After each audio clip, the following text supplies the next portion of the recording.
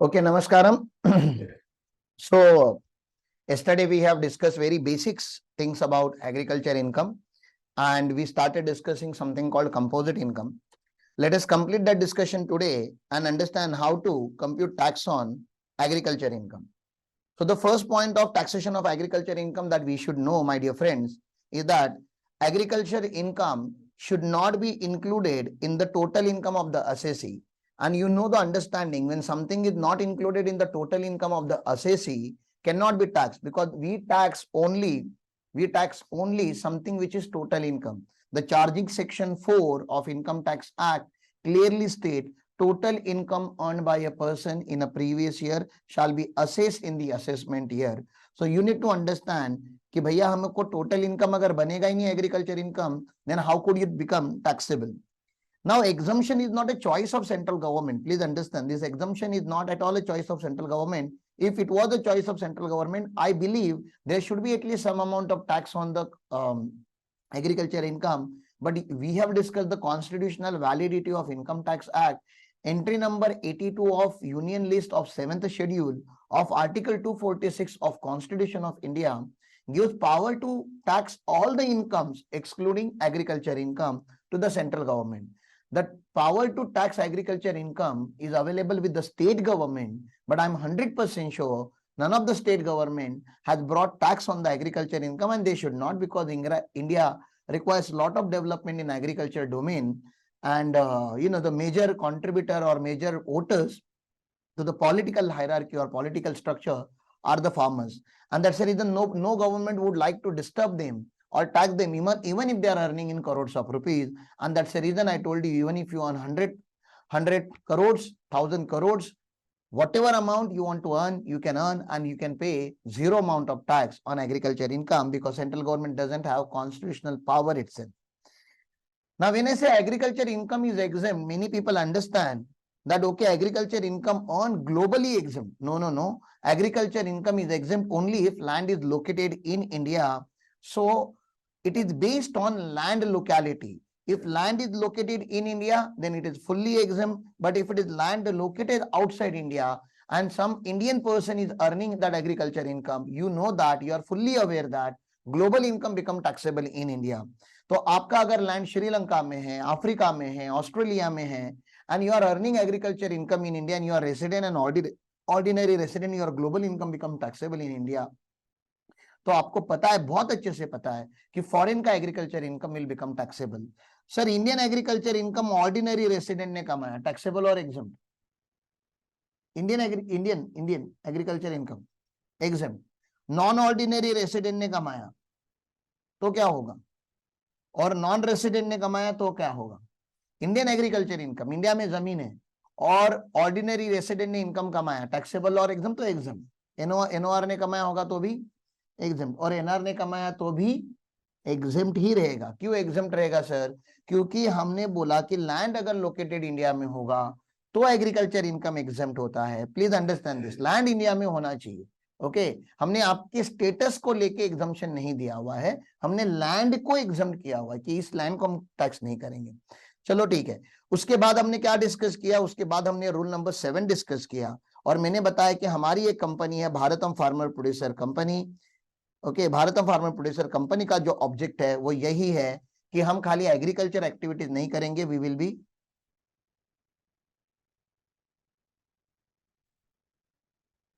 engaged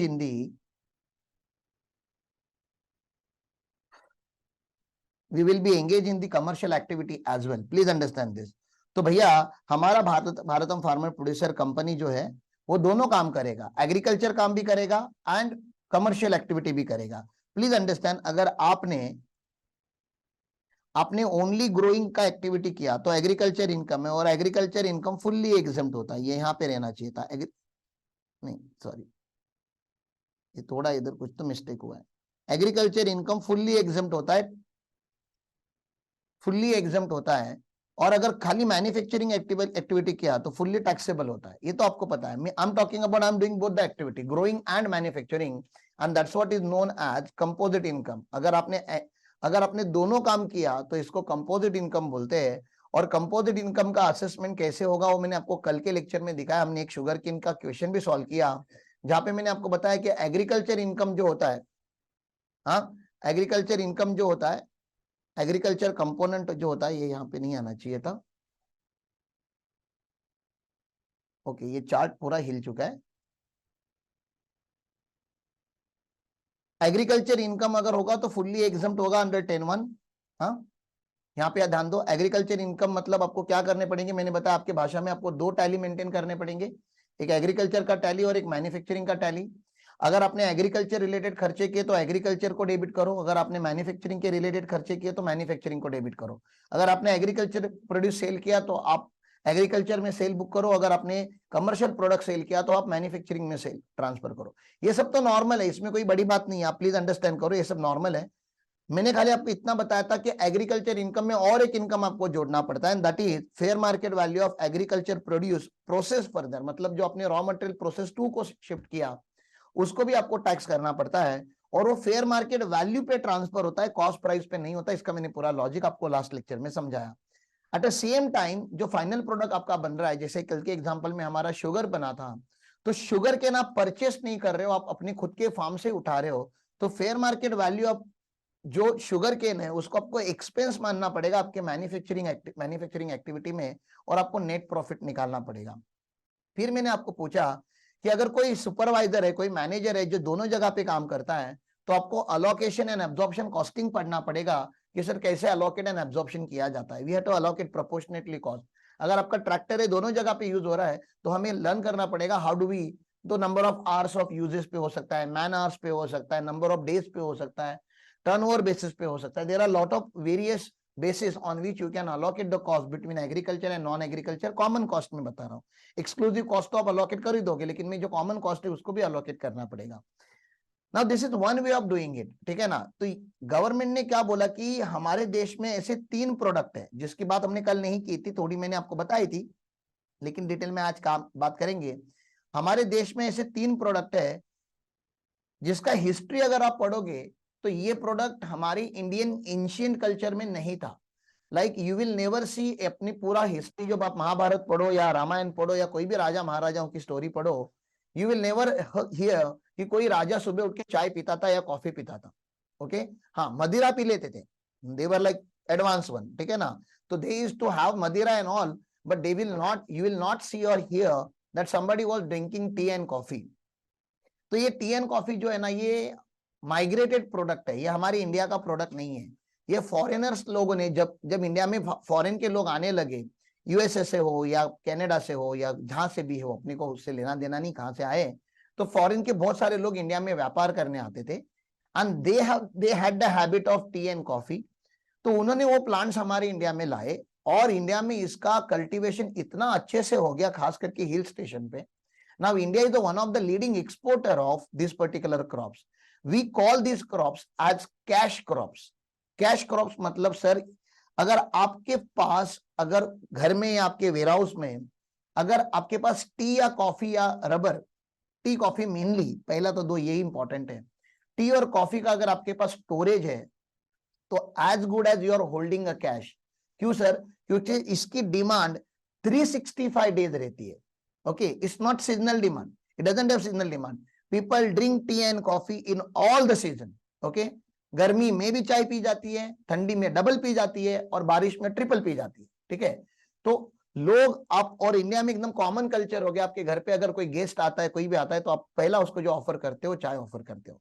corporates में, office में जो एम्प्लॉइज होते हैं उनको चाय के बिना काम नहीं जमता, ठीक है ना। एक माइंडसेट हो चुका है कि भैया चाय पीते रहेंगे, और ऑर्गेनाइजेशन भी सोचता है चाय पिलाओ, दारू पिलाओ, जहर पिलाओ, जो पिलाना है पिलाओ, लेकिन ये लोग उससे काम कराओ, ठीक है। तो हमारे ऑफिस से लेके घर तक हर जगह पे, अभी गोवा में थोड़ा कम चाय बिकता है गोवा का अलग है, ठीक है। गोवा में लोग डायरेक्टली सुबह उठ के दारू भी पी सकते हैं, तो गोवा का अलग है। गोवा छोड़ेंगे तो बाकी सारे स्टेट्स में tea and coffee is a teak. ये तो हो गया इंडियन। ग्लोबली भी टी, कॉफी, रबर की बहुत डिमांड है, बहुत ज्यादा डिमांड है, and India is one of the leading exporter, I am saying. तो गवर्नमेंट, मुझे आप बताइए, इनकम टैक्स के थ्रू गवर्नमेंट इसको एनकरेज करने का ट्राई करेगा कि डिस्करेज करने का ट्राई करेगा? एनकरेज करने का ट्राई करेगा, ठीक है ना। तो गवर्नमेंट इसको एनकरेज ही करता है। तो मैं खुद फार्मिंग के बारे में बात करता हूं तो बहुत सारे लोग बोलते हैं सर आप चार्टर्ड अकाउंटेंट हो, आप एकेडमी चलाते हो, ठीक है ना, आपको फार्मिंग करने की क्या जरूरत है। तो मैं उनको काउंटर पूछता हूँ, टाटा स्टील का मेन बिजनेस क्या है। तो टाटा का मेन बिजनेस है, जो ओरिजिनल बिजनेस था वो स्टील बनाना था। स्टील में से क्या बनता है, तो कार बनता है। तो टाटा ने फिर अगला बिजनेस चालू किया, टाटा स्टील के बाद टाटा मोटर्स चालू किया। टाटा को पता था कि आगे जाके दुनिया टेक्नोलॉजी पे चलने वाली है, तो they started Tata consultancy services, TCS, जहां पे सॉफ्टवेयर डेवलप किए जाते हैं। तो दे आर वेरी बिग ना। वो क्रोमा करके उन्होंने रिटेल इलेक्ट्रॉनिक शॉप्स भी चालू कर दिए। अभी टाटा ने ज्वेलरी का चालू किया जिसका तनिष्क करके नाम है। टाटा होटल्स में तो ऑलरेडी है, जो मुंबई में ताज होटल्स वगैरह है, जो 5 स्टार होटल्स की चेन है, वो टाटा की है। टाटा का अभी एयरलाइन भी हो गया, पहले उनका ही था, अभी फिर से उनका हो गया। एयर इंडिया जो था, ठीक है ना, वो उनका ही है। तो they have the airlines also. तो Tata is in very big big businesses, no. हाँ, तो टाटा को चाय पत्ती बनाने की क्या जरूरत थी। टाटा, मुझे आप अगर मैं आज आपको चाय के कुछ ब्रांड पूछूं, ठीक है ना, tell me 5 top brands of tea powder, तो आपके मन में जो पहला दूसरा नाम आएगा वो टाटा का होगा। चलो, चाय पत्ती तो ठीक है, चाय पत्ती में टाटा को थोड़ा कंपटीशन भी है। मुझे बताइए टाटा को नमक बनाने की क्या जरूरत थी। और नमक के मुझे 5 ब्रांड बताइए ना आप। बताओ, आगे के 4 बताओ। पता ही नहीं, तो टाटा जैसी कंपनी अगर फार्म में है तो आप समझिए, फार्म को अंडर एस्टिमेट मत कीजिए, ठीक है ना। फार्म में ताकत है। और बहुत ज्यादा कॉम्प्लिकेटेड प्रोडक्ट नहीं बनाना है एलोन मस्क जैसा कि रॉकेट बनाएंगे, मास पे लोगों को लेके जाएंगे एंड देन उसमें से प्रॉफिट कमाएंगे। We are very simple people, we are Indian people, ठीक है ना। नमक हर घर में होता है, चाय पत्ती हर घर में होता है।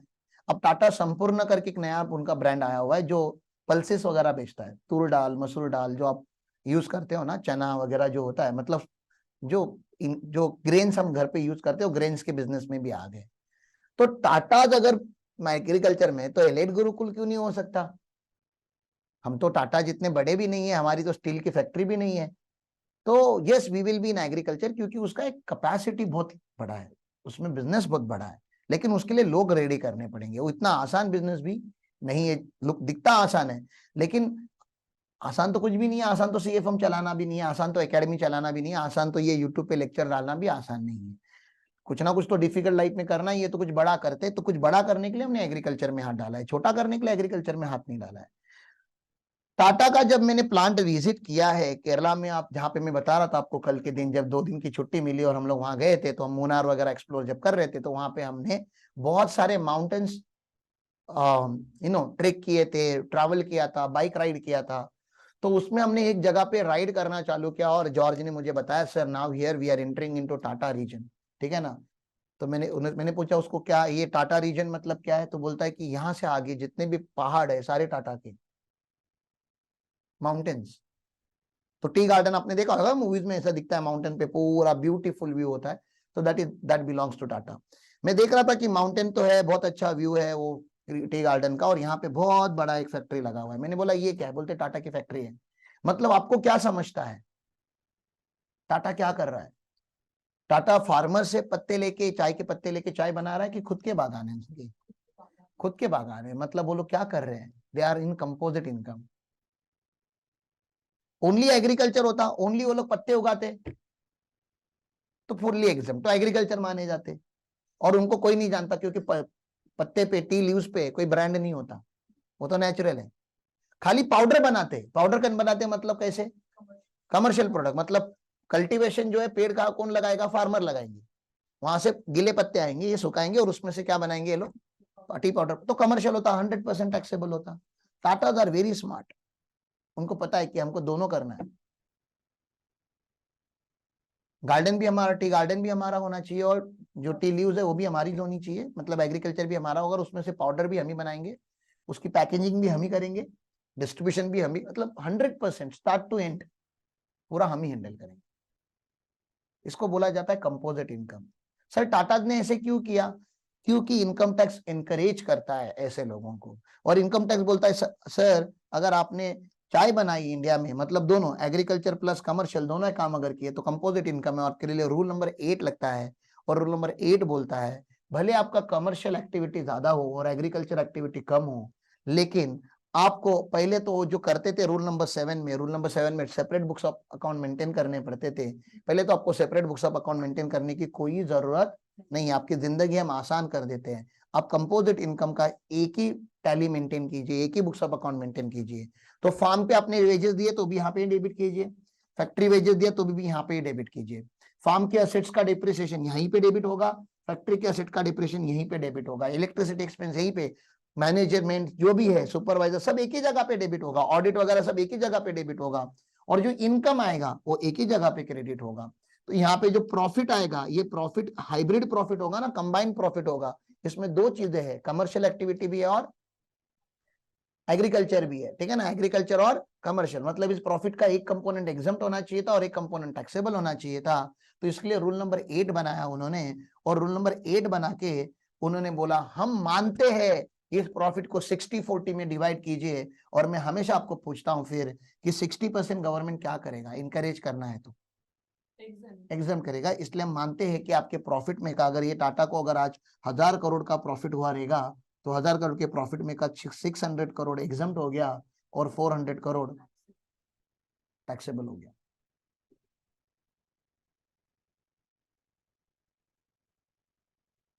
आप लेते रहो एटीसी एटीडी का 1.5 लाख रुपए का डिडक्शन और 50,000 का डिडक्शन।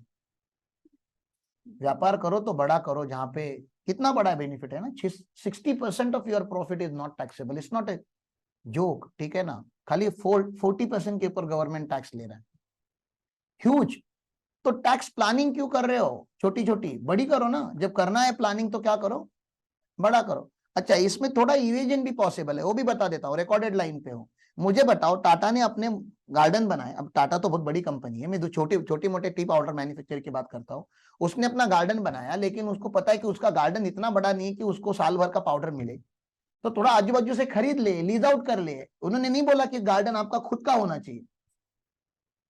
थोड़ा प्लानिंग भी आपको समझ में आना चाहिए। आप समझ रहे हो, 2 कदम आगे, कि आजू बाजू के गांव में जितने भी फार्मर है उनसे टाई अप कर लो, उनको बोलो कि आप अग्रीमेंट करो ऐसा कि आपका जमीन ही मेरे पास लीज पे, कल्टीवेट करो, मैं उसको आपको पूरा पेमेंट करता है। तो थोड़ा खुद का होगा और थोड़ा किसी से उगा के लो, ठीक है ना। क्योंकि गवर्नमेंट एकदम ज्यादा डिटेल में इनका इन्वेस्टिगेशन नहीं करने वाला है, ठीक है। क्यों? क्योंकि पहले से ही उनको बेनिफिशियल पार्ट में रखा है। दूसरा, ये सारे बिजनेस फॉरेन से इंडिया में क्या लेकर आते हैं? अरे जब ये फॉरेन इन्वेस्टमेंट नहीं, जब फॉरेन में ये प्रोडक्ट मैक्सिमम फॉरेन में जाते हैं, तो फॉरेन से क्या आता है? फॉरेन करेंसी इंडिया में आता है। That also we need, we required. तो government is not behind this business, government is providing lot of benefit to this businesses. और उसका 1-2 सेक्शन अभी पीजीबीपी में भी आएगा, सेक्शन 33 एबी और एबीए करके आपको मैं दिखाऊंगा, वहां पे भी एक सेक्शन आएगा। नाबार्ड का एक बेनिफिट है हमारा। तो टी कॉफी रबर को बहुत सारे बेनिफिट दिए गए, यहाँ तक क्लियर है। तो टी कितने में डिवाइड होता है? 60-40 में। तो रूल नंबर 7 मैंने पहले आपको पढ़ा दिया था, ठीक है ना। अब रूल नंबर 8 पढ़ाया। रूल नंबर 8 के बाद जैसा टी है वैसे ही कॉफी भी होता है, ठीक है ना। तो कॉफी आपने अगर देखा होगा तो कॉफी का जो कलर होता है ना, वो कॉफी कलर नहीं होता। I was surprise to see it in Kerala. कुछ नहीं कर सकता मैं उसका, ठीक है ना। कॉफी का जो कलर होता है ना, वो कॉफी कलर नहीं होता। बताओ, कॉफी का जो कलर होता है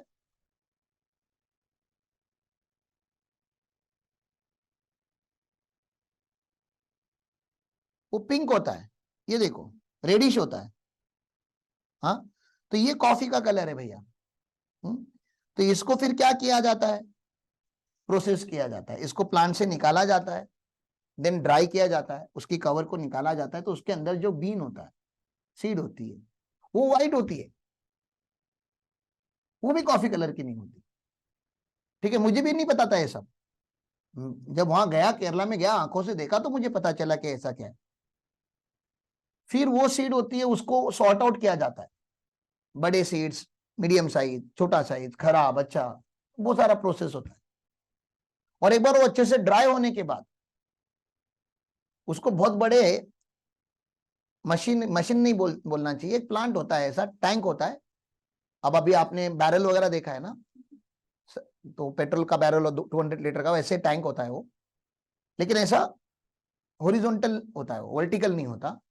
और उसको ऊपर से यहाँ पे गेट होता है, उस गेट में वो क्या करते हैं, वो गेट ओपन करके वो सारे बीन्स उसके अंदर डाले जाते हैं और इसके नीचे गैस लगी होती है, ठीक है ना, फायर होता है और इसको कंटिन्यूअसली रोट किया जाता है, ऐसे घुमाया जाता है कंटिन्यूअसली। तो इसको बोलते हैं रोस्टिंग। क्या बोलते हैं इसको? रोस्टिंग। तो सबसे पहले क्या किया गया, वो जरा है करो ना, हाँ वो जरा कुछ तो उधर ना टेप लगाना पड़ेगा एंट्री पे ऐसा, या गम लगाना पड़ेगा, फेविकॉल वगैरह।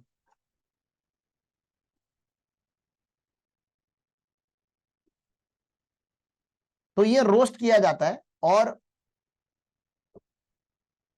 तो सबसे पहले कॉफी क्या हुई रहेगी, ये ग्रो हुई रहेगी। फिर इस कॉफी को लेकर गए होंगे, वॉश किया होगा, ड्राई किया होगा, उसकी स्किन निकाली गई होगी, उसको क्योर्ड बोलते, क्यूरिंग बोलते हैं। तीसरा प्रोसेस मैंने क्या बताया, कॉफी को क्या किया जाता है, रोस्ट किया जाता है। चौथा प्रोसेस जो होता है, अब कॉफी बीन्स का आप कुछ नहीं कर सकते। ये मैडम ने एक बार मुझको बोला था, मेरे को कॉफी बीन चाहिए, मैंने लाके दिया था, हाँ इसने, इसको लगा ओरिजिनल कॉफी चाहिए नालायक को, ठीक है ना। तो मैंने कॉफी बीन्स लाके दिए थे और कुछ, कॉफी बीन्स का पाउडर नहीं था, कॉफी बीन्स थे, बीन्स, तुम भूल गए हो। बीन्स मांगे थे इसने और मैंने बीन्स लाके दिए थे, और कुछ मैंने अपने लिए भी रखे घर पे। अब उसकी कॉफी बनानी है, बीन्स इतने कड़क होते हैं कि उसकी कॉफी नहीं बनती, ठीक है ना, आप डायरेक्टली बीन्स नहीं डाल सकते पानी में। तो मैंने बोला इसको कूटता हूँ, पता है ना अपने यहाँ पे घर पे स्मैशर होता है जिसमें आप अदरक कूटते हो, मैंने उसके अंदर डाले और उसमें कूटना गया तो उड़ने लगे। बोला ये मेरे से नहीं, और मैंने बोला मिक्सर लगाता हूँ, फिर मुझको डर लगा कि कॉफी बनाने के चक्कर में मिक्सर ना टूट जाए उसके ब्लेड्स, क्योंकि पत्थर के जैसा है। फिर मुझे पता चल गया कि बीन्स की तो कॉफी नहीं बनने वाली मेरे, क्योंकि उसके लिए एक डिफरेंट मशीन लगती है जिसमें अगर उसकी क्रश करना है तो इट रिक्वायर्स हेवी मशीनरी, हमारे घर में वो नहीं होती। तो हाँ वो पॉज हो गया, कुछ नहीं कर सकते। तो फिर लास्ट प्रोसेस जो आती है कॉफी रोस्ट होने के बाद, वो होती है कॉफी की पाउडर बनाना, जिसको ग्राइंडिंग करना बोलते हैं। क्या करना? Grinding. Grinding is the process, मतलब क्या, कुछ नहीं, चक्की आपकी भाषा में। हाँ, जैसे आप गेहूं डायरेक्टली नहीं खा सकते ना, you can not eat directly wheat, या तो वीट का क्या करते हो आप, ग्राइंड करके क्या बना के लेते हो, आटा। तो वैसे ही मशीन होती है, सेम मशीन, ठीक है ना, बट थोड़ी हाई ब्लेड्स की, उसके ब्लेड थोड़े मतलब हाई पावर होते रहेंगे। तो वो उसको पाउडर बनाती है, और उसके बाजू में अगर आप खड़े रहोगे ना किधर, तो आपको कॉफी का इतना अलग लेवल का फ्रेग्रेंस आएगा, ओरिजिनल वाला। क्योंकि मैं फैक्ट्री में खड़ा था, तो जहाँ पे एक साइड में, इधर लेफ्ट हैंड साइड में रोस्टिंग चल रहा था और राइट हैंड साइड में ग्राइंडिंग चल रहा था। रोस्टिंग होती वैसे, वो गरम गरम बाहर आते हैं बीन्स और उसको ग्राइंडिंग करने में डालते हैं, और ओरिजिनल कॉफी पाउडर में लेकर आए हैं, ओरिजिनल।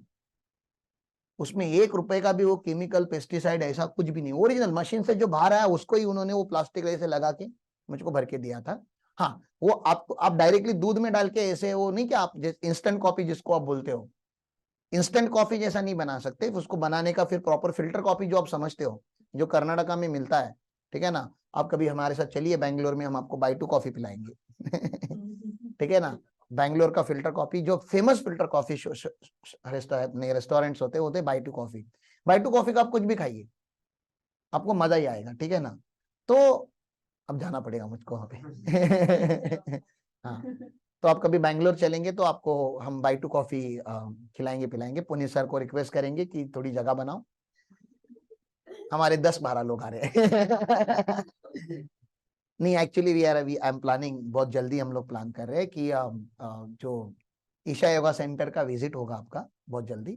तो ईशा योगा सेंटर का जो टूर होगा वो यहाँ से बहुत लंबा हो जाएगा, कोइम्बाटोर तक ना, तमिलनाडु तक बहुत ज्यादा दूर हो जाएगा। तो from here we will travel by night, और हम लोग सुबह बेंगलोर उतरेंगे, और बेंगलोर में वी विल स्टे फॉर 1 और 2 डेज, जैसे रिक्वायरमेंट होगी, घूमने घूमने का प्लान होगा। एंड देन वहां से हम जाकर आ जाएंगे ईशा योगा सेंटर। तो मैंने अभी रिकॉर्डेड लाइन पे बोला है, तो जाना पड़ेगा। तो आप मुझको याद दिलाओगे कि सर काम हो गए, थोड़ी ठंडी के दिनों में जाते हैं तो थोड़ा मजा आ जाएगा, क्योंकि बैंगलोर ठंडी के दिनों में देखने जैसा होता है। और स्प्रिंग समझता आपको, सारे जो ट्री, जो जो अलग लेवल के फ्लावर्स, पिंक कलर के फ्लावर्स आते हैं सारे रोड्स पे, ठीक है ना। तो Bangalore is the city of flowers, वो आपको विंटर में देखने मिलता है, तो इट इज वेरी नाइस। तो वी विल सी दैट, ठीक है, विल सी टू इट। तो जब हम वहां जाएंगे, घूमेंगे हम ये सब कर्नाटका, तो आपको ओरिजिनल कॉफी पिलाऊंगा। और जब हम तमिलनाडु जाएंगे तो उस रास्ते पे ही कॉफी के प्लांटेशन भी आते हैं बहुत सारे, तो we will visit coffee plantation. Practically देखने में अलग ही होता है। सर क्यों, वो खाली कॉफी बीन्स वगैरह देखने लेके जा रहे हो? नहीं नालायक हो, एक दिन हमारा वो बिजनेस मॉडल होगा, वो दिखाने लेके जा रहा हूँ कि एक दिन हम, हमारा भी ऐसा प्लांटेशन, हमारी भी ऐसे स्टेट होनी चाहिए। हाँ। तो इसलिए लेके जाऊंगा, ठीक है। और मूर्ति सर वगैरह को शायद मिलेंगे, तो वो सब भी देखेंगे कुछ ना कुछ। कितना डे, नंबर ऑफ डेज के ऊपर डिपेंड होता है अगेन। और नंबर ऑफ, एक होता है नंबर ऑफ डेज मतलब टाइम के ऊपर डिपेंड होता है टूर, और दूसरा होता है अमाउंट ऑफ एक्सपेंडिचर, मतलब आपने कितने पैसे कमाए हुए हैं उसके ऊपर। लेकिन we'll at least try to go, minimum लोग जो जा सकते हैं अपनी कार वगैरह लेके, वील ट्राई टू सी। तो कॉफी अगर आपने खाली पहले दो प्रोसेस किए, ग्रोन एंड क्योर्ड किए, मतलब एकदम रॉ है, अभी तो वो यूज भी नहीं हो सकती क्योंकि वो खाली बीन्स है, अभी तो उसको रोस्ट भी नहीं किया, अभी तक वो ब्राउन भी नहीं हुआ है, ठीक है ना। तो खाली ग्रोन, ओनली ग्रोन मतलब वो एकदम जो फार्म पे बना वो पिंक कलर का, तो वो तो प्योर एग्रीकल्चर हो गया। अब बता रहे हो नहीं, एक प्रोसेस और करते हैं हम, ग्रोन एंड क्योर्ड। तो यहाँ पे अभी ज्यादा कमर्शियल एक्टिविटी हुई नहीं है ना, तो गवर्नमेंट बोलता है चलो इसका कंपोजिट इनकम बनाओ आप, और कंपोजिट प्रॉफिट को डिवाइड करो 75 और 25 में, क्योंकि ज्यादा अभी इसमें एग्रीकल्चर है और कम कमर्शियल है। ये समझ में आ रहा है आपको? और अगर आपने चारों प्रोसेस कर लिए, कौन से चारों process? Grown, cured, roasted and grounded. Grounded मतलब पाउडर बना दिया अभी आपने, अब ये फिल्टर कॉफी बन चुकी है, और इसमें और कुछ केमिकल्स वगैरह डाल के आप डायरेक्टली इंस्टेंट कॉफी बनाते हो फिर, ठीक है ना। तो भैया, तो ये 60-40 होता है। आपको मैं बता दूं, कॉफी लवर्स, आप जो कॉफी पीते हो वो कॉफी है ही नहीं। अगर आपको कॉफी पीनी है, सॉरी काफी पीनी है, काफी, तो काफी पीनी है तो आपको या तो कर्नाटका जाना पड़ेगा, या तो केरला में जाना पड़ेगा। तमिलनाडु में भी शायद मिलता होगा, बट मैंने तमिलनाडु में बहुत कम टाइम स्पेंड किया हुआ है। हैदराबाद में मैंने कम टाइम, मतलब साउथ इंडिया में ओरिजिनल कॉफी मिलती, this is what I wanted to say. Kerala और बेंगलोर में हम लोग हमेशा रहते हैं, तो वहां का कॉफी और हमारा कॉफी बहुत ही अलग होता है, तो ओरिजिनल वहीं पे मिलता है, आपको ओरिजिनल वहीं पे पिलाएंगे। इधर है क्या, संकेश्वर में है बायटू का ब्रांच? नहीं। Then 7A, rubber. Sir rubber से क्या क्या बनता है? बहुत कुछ। सोचो मत आप लोग गलत ही चीजें सोचते हो। रबर से टायर बनते हैं, और बिना टायर का ऑटोमोबाइल इंडस्ट्री एग्जिस्ट नहीं करता। तो MRF, for your kind information, bat नहीं बनाता। बहुत सारी लड़कियों को ऐसा लगता है, लड़कों को तो फिर भी गाड़ी के बारे में थोड़ा बहुत पता होता है, लेकिन लड़कियों को ऐसा लगता है कि MRF बैट बनाता है। क्यों? क्योंकि सचिन तेंदुलकर का जो बैट था वो भी MRF का था, और अभी विराट कोहली का जो बैट है वो भी MRF का है। और ये दो तीन ऐसे क्रिकेटर होते हैं जो लड़कियों को पता होते हैं, बाकी क्रिकेटर्स के बारे में ज्यादा नॉलेज नहीं होता, ठीक है ना। और उनको लगता है फिर MRF का बैट बहुत अच्छा होता होगा, क्योंकि MRF का बैट बड़े बड़े क्रिकेटर यूज कर रहे हैं। MRF बैट नहीं बनाता, वो स्पॉन्सर करता है। तो उसका स्टिकर लगाया जाता है खाली वहां पे। MRF क्या बनाता है? थैंक्स, ठीक है ना। तो आई गेस MRF का फुल फॉर्म भी मद्रास रबर फैक्ट्री था, ऐसा कुछ उसका फुल फॉर्म है, मतलब साउथ इंडिया में है MRF, चेन्नई की कंपनी है, ठीक है। तो टायर बनाने के लिए क्या चाहिए?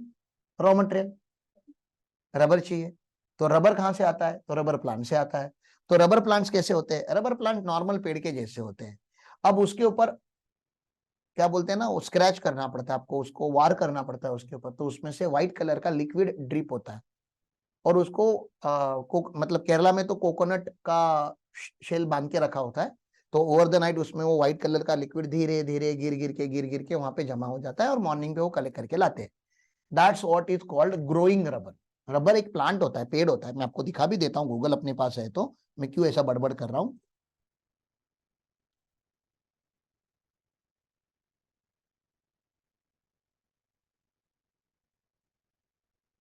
ये दिख रहा है आपको यहाँ पे?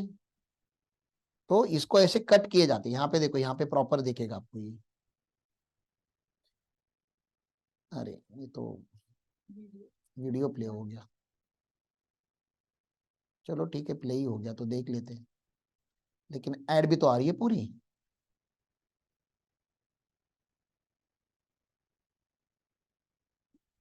ये दिख रहा है, ये कट क्यों कर रहे हैं ऐसे?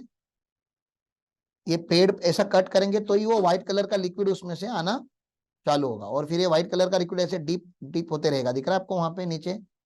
ये देखो, ये कोकोनट शेल या ऐसा कुछ प्लास्टिक वगैरह उन्होंने बना के रखा होता है, उसमें वो जमा होते रहता है। ठीक है, तो ये हो गया ये रबर बनाना, ये ग्रो करना, ये एग्रीकल्चर पार्ट है। ठीक है, फिर एग्रीकल्चर होने के बाद फिर उसमें से भैया रबर के शीट्स बनाए जाते हैं। ठीक है, और वो रॉ रबर होता है, उसको मार्केट में फिर बाद में सेल किया जाता है। लेटेक्स वगैरह उसके अलग अलग नाम होते हैं। अगर आप ये करते हो, मतलब खाली एग्रीकल्चर नहीं करते, आप थोड़ा प्रोसेसिंग भी करते हो, थोड़ा हल्का सा प्रोसेसिंग, आप टायर नहीं बना रहे हो, टायर बनाने की कंपनी एमआरएफ है, और एमआरएफ रबर नहीं बनाता, रबर फार्मर्स बनाते हैं। ठीक है ना, तो वहां पे भैया 65-35 लगता है। तो ये रूल नंबर क्या है? 7A। कॉफी का क्या था? 7B। टी का क्या है? 8। तो 7A में क्या लिखा है? 65 35 रबर का। ठीक है ना, कॉफी के दो सिचुएशन, सब रूल 1 सब रूल 2। ठीक है ना, सब रूल 1 क्या बोलता है? ग्रोन एंड प्योर्ड, ओनली दो प्रोसेस किया, बेसिक प्रोसेस किया, तो 75-25। और अगर grown cured roasted and grounded होगा तो 60-40, और टी होगा तो 60-40। कुछ कुछ लोग होते हैं जो टी के शौकीन होते हैं तो खाली चाय पीते हैं, कुछ कुछ लोग होते हैं कॉफी के शौकीन होते हैं तो लोग खाली कॉफी पीते हैं, कुछ कुछ लोगों को दोनों चलता है, कोई फर्क नहीं पड़ता, कॉफी दे दो या चाय दे दो। तो ये देखो, ये वो वाला कॉफी है। ठीक है ना, मतलब इंस्टेंट कॉफी है। जो बहुत क्रेजी टाइप के कॉफी मेकर होते हैं वो ओनली कॉफी पीते हैं, वो लोग खुद का कॉफी मेकर वगैरह साथ में लेके घूमते, ट्रैवल करते हैं। मैंने देखा है, मेरे पहचान में ऐसे कुछ फैकल्टीज है, दे travel with their own coffee maker. ठीक है ना, उसमें से वो कॉफी पाउडर में से, जो फिल्टर कॉफी में बता रहा हूँ ना, वो पाउडर लेके जाते हैं, और वो फिल्टर कॉफी बनाने का एक मशीन आता है, उस मशीन में डाल के रखते हैं, वो धीरे धीरे ड्रिप होते रहता है, और एकदम स्ट्रॉन्ग लिक्विड जब वो निकलता है उसको दूध में मिक्स करके पीते हैं। तो अलग लेवल का उनका नशा होता है कॉफी का। ठीक है ना, तो हम वैसे लोग नहीं हैं, इसलिए हमें फर्क नहीं पड़ता। तो मैं आपको बता रहा हूँ, ये दोनों सेम वाले। हम लोग कॉफी जो पीते हैं वो इंस्टेंट कॉफी होती है, grown cured roasted and grounded, और चाय वाला भी ऐसे ही होता है। तो 60-40 grown and cured, basic operation 75-25 याद हो जाएगा, याद होना बहुत इंपॉर्टेंट है। ठीक है, फिर एग्रीकल्चर इनकम की बात तो मैंने आपको बता ही दी थी भैया, ये कैसे होता है, और फिर बहुत सारे इलस्ट्रेशन मैंने दिए थे कि क्या एग्रीकल्चर इनकम होता है और क्या एग्रीकल्चर इनकम नहीं होता, और डीम्ड एग्रीकल्चर इनकम के बारे में भी बताया था। यहाँ पे बहुत सारे एग्जांपल दिखे गए थे। मैंने आपको ये बताया था, स्पॉन्टेनियसली ग्रोन ट्री जो होते हैं, लास्ट वाला पॉइंट जो दिख रहा है आपको, विदाउट ह्यूमन एफर्ट, मैं जंगल की बात कर रहा था ना, सीड वर्सेस वीड, तो स्पॉन्टेनियसली ग्रोन ट्री जो होते हैं वो एग्रीकल्चर में नहीं आता। और कोई भी जो एनिमल हस्बेंड्री होती है, breeding of any kind of live stock, is not agriculture activity. Poultry हो, फिश हो, गोट हो, पिग फार्म हो, कोई भी फार्म हो, इट इज पक्का कमर्शियल। यहां तक क्लियर है? ठीक है, ये देखो, income from salt produce by floating the land, तो साल्ट का भी प्रोडक्शन होता है अपने, हमारे मीरा रोड वगैरह में कभी आप जाओगे भाईंदर के घर में तो आपको पता चलेगा, वहां पे ओशियन का पानी लेके सुखाया जाता है, तो सॉल्ट, मीठा घर जिसको बोलते हैं। ठीक है, तो वो भी क्या है? एग्रीकल्चर है। और क्या है? बहुत सारी चीजें, अब देख लो, डेयरी, ये डेयरी तुम्हारा एग्रीकल्चर नहीं है रे? हाँ, डेयरी बनाना, बटर बनाना, चीज मेकिंग, ये क्या नहीं है? नॉर्मल डेयरी, दूध भी बेचना क्या नहीं है? दूध बेचना एग्रीकल्चर नहीं है। टैक्स भरना चालू करो, भरते नहीं हो तुम लोग, साले लोग। हाँ, क्या पता पैसे कमा के कहाँ रखने वाले हो इतना सारा। तो ये एग्रीकल्चर इनकम की हमने बहुत सारी बातें की। यहाँ पे आगे जाता हूं मैं, ये वाला क्वेश्चन हमारा हो चुका है। ये बताओ, mister C manufactures latex from rubber plants grown by him in India. तो मैन्युफैक्चर क्या कर रहा है वो? लेटेक्स, मतलब कमर्शियल प्रोडक्ट्स हो गया, और वो जो रबर है वो प्लांट भी वही लगा रहा है, मतलब कंपोजिट इनकम हो गया। These are then sold in the open market for 30 lakh, 30 lakh selling price हो गई। Cost of growing rubber is 10 lakh and manufacturing latex is 8 lakh. तो दोनों कॉस्ट हो गए, तो 10 और 8 लाख हो गए, तो 18 लाख माइनस हो जाएंगे, तो प्रॉफिट कितना हुआ? 12 लाख। लेकिन ये 12 लाख कंपोजिट प्रॉफिट है, 12 लाख कौन सा प्रॉफिट है? कंपोजिट प्रॉफिट है, और कंपोजिट प्रॉफिट जो होता है वो पूरा का पूरा टैक्सेबल नहीं हो सकता। तो हमने कौन सा रूल लगाना है यहाँ पे? Rule number 7A।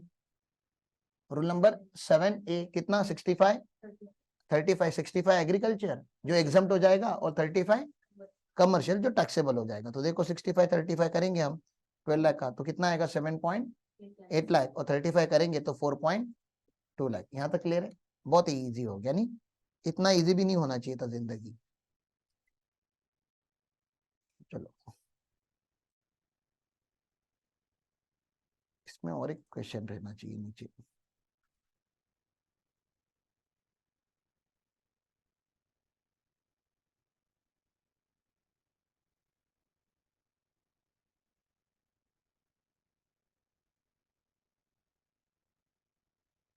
यहाँ पे देखो एक क्वेश्चन है, whether the income derived from sapling and seedling grown in a nursery is taxable under income tax act। Sapling and seedling nursery का बिजनेस टैक्सेबल होगा कि नहीं होगा? नहीं होगा। क्या लॉजिक मैंने बताया था आपको इसका, क्या लॉ है इसका? तो मैंने बताया था सैपलिंग एंड सीडलिंग जो है वो as per explanation to section 2(1)(a) मैंने क्या बताया था? Explanation to section 2(1)(a) 2(1)(a) में क्या है? Definition of agriculture income. उसका एक एक्सप्लेनेशन क्या करता है? सैपलिंग एंड सीडलिंग को डीम्ड एग्रीकल्चर मानता है। क्या मानता है? Deemed agriculture. और डीम्ड एग्रीकल्चर मतलब एग्रीकल्चर, एग्रीकल्चर मतलब एग्जम्प्ट हो गया, ठीक है ना? तो एग्जम्प्ट हो जाएगा, उसका कोई प्रॉब्लम ही नहीं है। फिर दूसरा, mister Sumit a resident in Indian earns 15 lakh rupees from sale of rubber manufactured from the latex obtained from rubber plants grown by him in India and 20 lakh from the rubber plants from latex obtained from rubber plants grown by him in Malaysia। ओहो, grown by him in India and Malaysia दोनों है। तो अभी उनको क्या निकालना है? What would be his business income assuming that he has no other income. तो पहला तो मुझे इंडिया वाला बताओ, 15 लाख का प्रॉफिट आया उसको, इसको क्या लगेगा? रूल नंबर 7(a) लगेगा ना, और इसका क्या हो जाएगा? 65 35। बताओ तो एग्रीकल्चर इनकम कितना आया? 9.75 आ रहा है। 15 लाख का 65।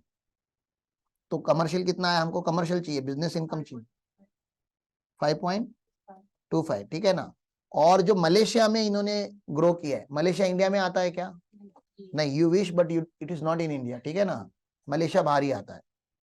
तो 65 35 का रूल लगता है क्या? नहीं, मैंने क्या बताया था? जमीन कहाँ पे होनी चाहिए?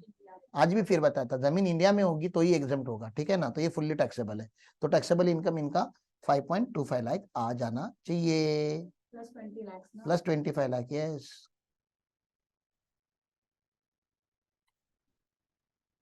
ये 20 लाख रुपीज तो फुल्ली टैक्सेबल होगा क्योंकि आउटसाइड इंडिया है। तो 25.25 इज इट फाइन? मतलब इजी है, लिख भी सकते हो, रूल के साथ लिख सकते हो। आगे, mister Raja resident Indian earns income 10 lakh rupees from coffee. Coffee आ गई तो जरा संभालने का, क्योंकि कॉफी की दो पॉसिबिलिटीज है, grown and cured during in India during 24-25। तो ग्रोन एंड क्योर्ड है 75 एंड 25। रूल नंबर कौन सा? 7(b), रूल नंबर 7(b), ठीक है ना? तो क्या होता है इसमें? 75 25 लग जाएगा। His friend Shyam resident in India earns 20 lakh rupees from coffee grown cured roasted and grounded in India, ठीक है ना? बताओ इसका कितना होगा? 60-40। रूल कौन सा? वही 7(b) के। तो दोनों सिचुएशन के ऊपर आ गया, एक का 75 25 और एक का 60-40। ओके, तो यहाँ पे तो कोई बात है ही नहीं। ये वाला क्वेश्चन होमवर्क में था, क्या आपने किया? मार्जिनल रिलीफ का 51,75,000 नहीं किया? ओहो, तो अभी आपके बच्चे नंगे पैदा होंगे। अगर आपने होमवर्क नहीं किया तो भगवान पूरा हिसाब रखता है, जो होमवर्क नहीं करता उसको भगवान और एक मौका देता है, बोलता है भैया इस अटेम्प्ट में नहीं किया, एक काम कर लेते, अगले अटेम्प्ट में कर लेना। जब तक करोगे नहीं तब तक वो आगे छोड़ेंगे नहीं। मैं क्या करूं? मैं कौन होता हूं? मैं तो छोटा सा इंसान हूं, लेकिन इंस्टीट्यूट बड़ी है। आप लोग दोनों चीजों के लिए पढ़ रहे हो, प्रैक्टिकल के लिए, ऑफिस में काम ढंग से करो करके भी पढ़ रहे हो। मेन रीजन तो वही है कि ऑफिस का काम अच्छे से कर लो। C Gurukul is concern with that. हम उससे कंसर्न है कि आप ऑफिस का, आपको फुकट में इसलिए पढ़ाया जा रहा है कि आप ऑफिस का काम अच्छे से करो। उसका बेनिफिट आप पर्सनल लाइफ में भी ले सकते हो ना, ये एग्जाम भी अच्छे से लिखो, लेकिन उसके लिए सर चाहिए ब्रेन, और प्रॉब्लम उसी का ही है ना सर। सर एक बार अपना वीडियो बंद करके चालू करिए, शायद कुछ नहीं होता उसका। ये देखो,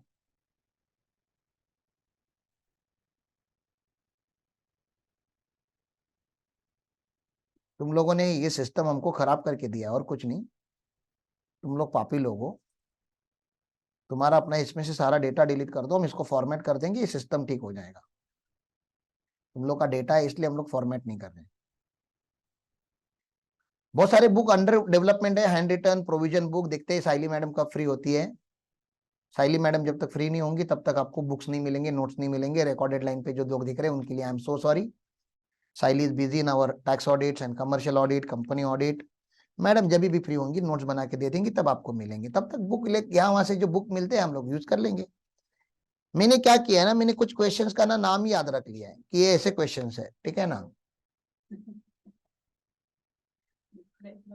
ये एक इंपॉर्टेंट क्वेश्चन है जो पीजीबीपी में बाद में जब ये देखो बिजनेस है ना, एग्रीकल्चर भी ये क्या है, बिजनेस है। तो भैया पीजीबीपी का क्वेश्चन कर लेते हैं, क्योंकि पीजीबीपी में जाएंगे तो फिर एग्रीकल्चर इनकम को मुझे फिर से ओपन नहीं करना है डिस्कशन, क्योंकि तब तक जाऊंगा और मैं बोलूंगा do you remember we had discuss agriculture income, composite income 60-30। आप लोग ऐसे देखोगे, अच्छा I have seen you somewhere, इस लड़के को कहीं देखा है, किधर याद नहीं आ रहा। ठीक है ना। तो ऐसा नहीं होना चाहिए आपके साथ कि ये सारे रूल्स जो है वो आपको जाने अनजाने लग जाएंगे। तो वहां जाके मैं बोलूंगा दिस क्वेश्चन इज डन, तो आप लोग ज्यादा कंसर्न नहीं रहोगे, तो मेरा टाइम बच जाता है उधर। फिर नहीं तो फिर पूरा एग्रीकल्चर इनकम याद दिलाओ, फिर ये क्वेश्चन करो। Miss Vivita resident and ordinary resident in India. तो मुझे पहले बताओ, जब मैं ऐसे बोलता हूँ कि ये रेसिडेंट एंड ऑर्डिनरी रेसिडेंट है तो इनका ग्लोबल इनकम इंडिया में टैक्स होता है, पहला तो ये क्लियर है, इंडियन और foreign. Has derived foreign income from various operation relating to plantation and estate। मैंने क्या बताया था आपको पता है ना, फार्म्स नहीं बोलते वो साउथ इंडिया में, क्या बोलते हैं, स्टेट बोलते हैं, ठीक है ना। Owned by her during the year 31 मार्च 2024। सबसे पहला इनकम है, और आप मुझे डिवीजन करके बताओगे कि एग्रीकल्चर में कितना जाएगा और कमर्शियल में कितना जाएगा। मैं यहाँ पे लिख रहा हूँ एआई मतलब क्या, एग्रीकल्चर, और बीआई मतलब क्या, बिजनेस इनकम, मतलब टैक्सेबल इनकम। एग्रीकल्चर एग्जम्प्ट होता है, बीआई मतलब टैक्सेबल होता है। Income from sale of centrifuged latex process from rubber plants grown in Darjeeling. Darjeeling India में कि बाहर है, इंडिया में। सच है, सच है। पक्का। नाम से तो ऐसा लगता है कि चाइना का होगा, लेकिन इंडिया का है। और लोग भी वहां पे वैसे ही होते हैं, चाइनीज जैसे होते हैं, लेकिन they are not Chinese, they are Indians, ठीक है ना। आपके यहाँ पे कोई भी चाइनीज बनाता है, आप उसको चाइनीज बोल देते हो, अरे वो नेपाली लोग होते हैं, कभी कभी हमारे देश के होते हैं, नॉर्थ ईस्ट के लोग होते हैं। तो दार्जिलिंग हम देखकर आए, तो दार्जिलिंग इंडिया में ही है। हाँ बताओ मैडम। Agriculture income 1,95,000। एग्रीकल्चर 1,95,000 और बिजनेस 1,05,000। 1,05,000। कौन सा रूल लगाया आपने, रूल 7A। और रूल 7 ही क्या बोलता है, 65 एग्रीकल्चर इनकम 35। ये क्लियर है। यस। आसान है, देखो जिंदगी बहुत आसान है, तुम लोग ही कॉम्प्लिकेट करते रहते हो। Income from sale of coffee grown and cured in year card. अब ईयर कार्ड किधर है हमको नहीं पता, जैसे गडिंग, नहीं जैसे गडिंग्लज किधर है बाकी लोगों को नहीं पता, तो ईयर कार्ड हमारे लिए फेमस नहीं है। तो लेकिन ये तमिलनाडु में है, ठीक है ना, तमिलनाडु में है। तो बताइए कॉफी ग्रोन एंड क्योर्ड, पहले तो रूल नंबर बताना मुझको। 7B। रूल नंबर 7B लगेगा। डिवीजन 75-25।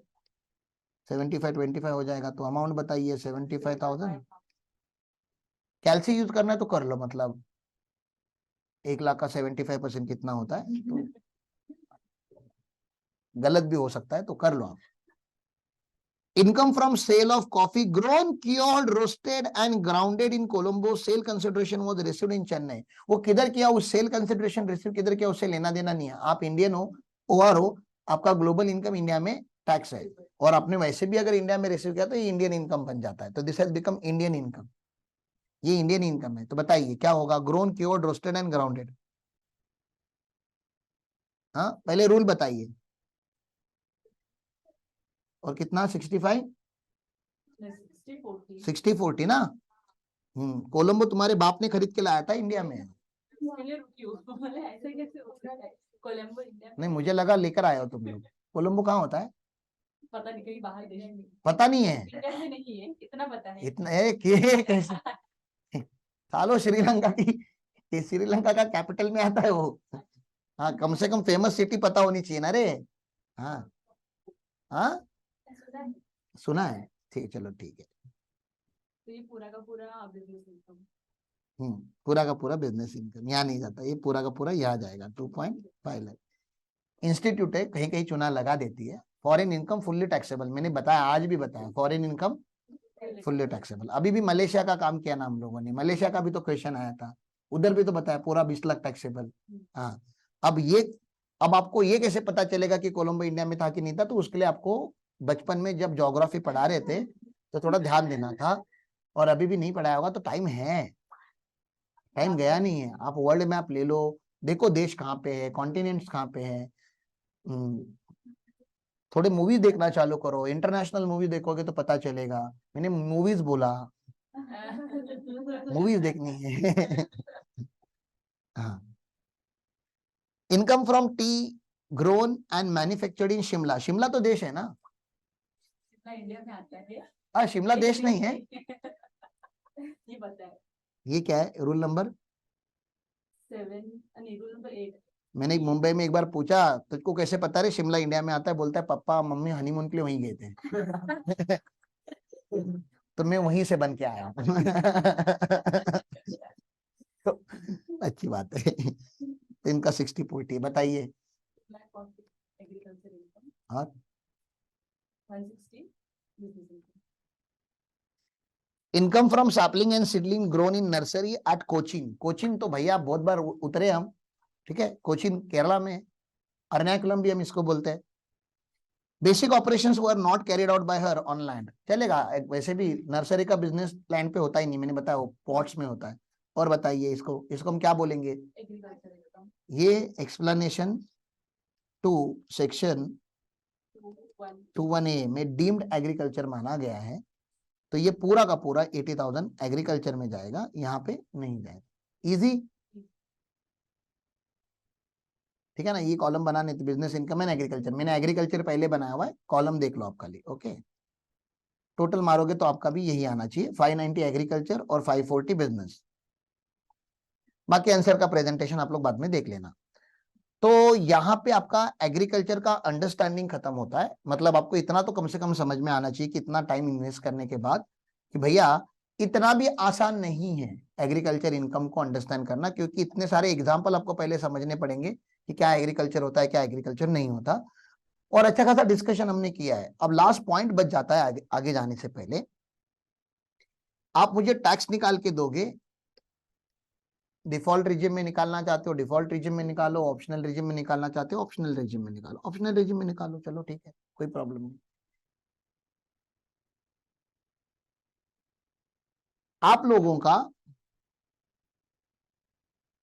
आप लोगों का, आप सबका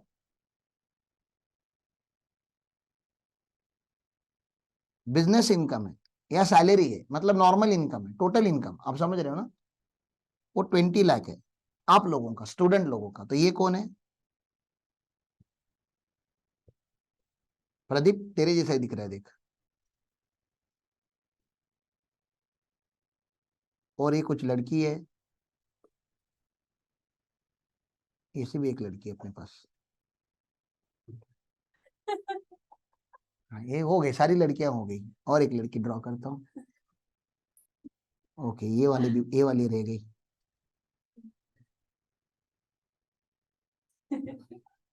ये तुम हो।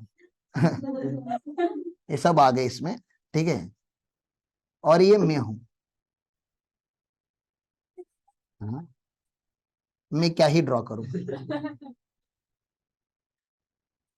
तो कुछ तो है, उतना भी नहीं है लेकिन चलो एडजस्ट कर लो, ये मैं हूं। तो मैं तो खुश ही हूँ लाइफ में। एकदम ऐसा खड़ूस इंसान बनाया है। नहीं नहीं, प्रदीप अच्छा लड़का है रे, ऐसे क्या कर रहा है, देख इतना हंस रहा है अभी। ओके, अब मेरा भी बिजनेस इनकम है, समझ लीजिए 20 लाख का। इजी, आपका भी 20 लाख, मेरा भी 20 लाख। लेकिन इसके अलावा मैं फार्मर बन चुका हूं और मेरा एग्रीकल्चर इनकम है 10 लाख का। ओके, पहले आप अपना मुझे टैक्स निकाल के बताइए, टैक्स पूरा सरचार्ज सेस जो भी लगना है वो लगा के 20 लाख का ऑप्शनल रिजिम मैंने लिख के रखा है ताकि सब लोग आप सेम काम करो। आपका एज पता है आपको? कोई सीनियर सिटीजन यहाँ पे? नहीं, थैंक यू।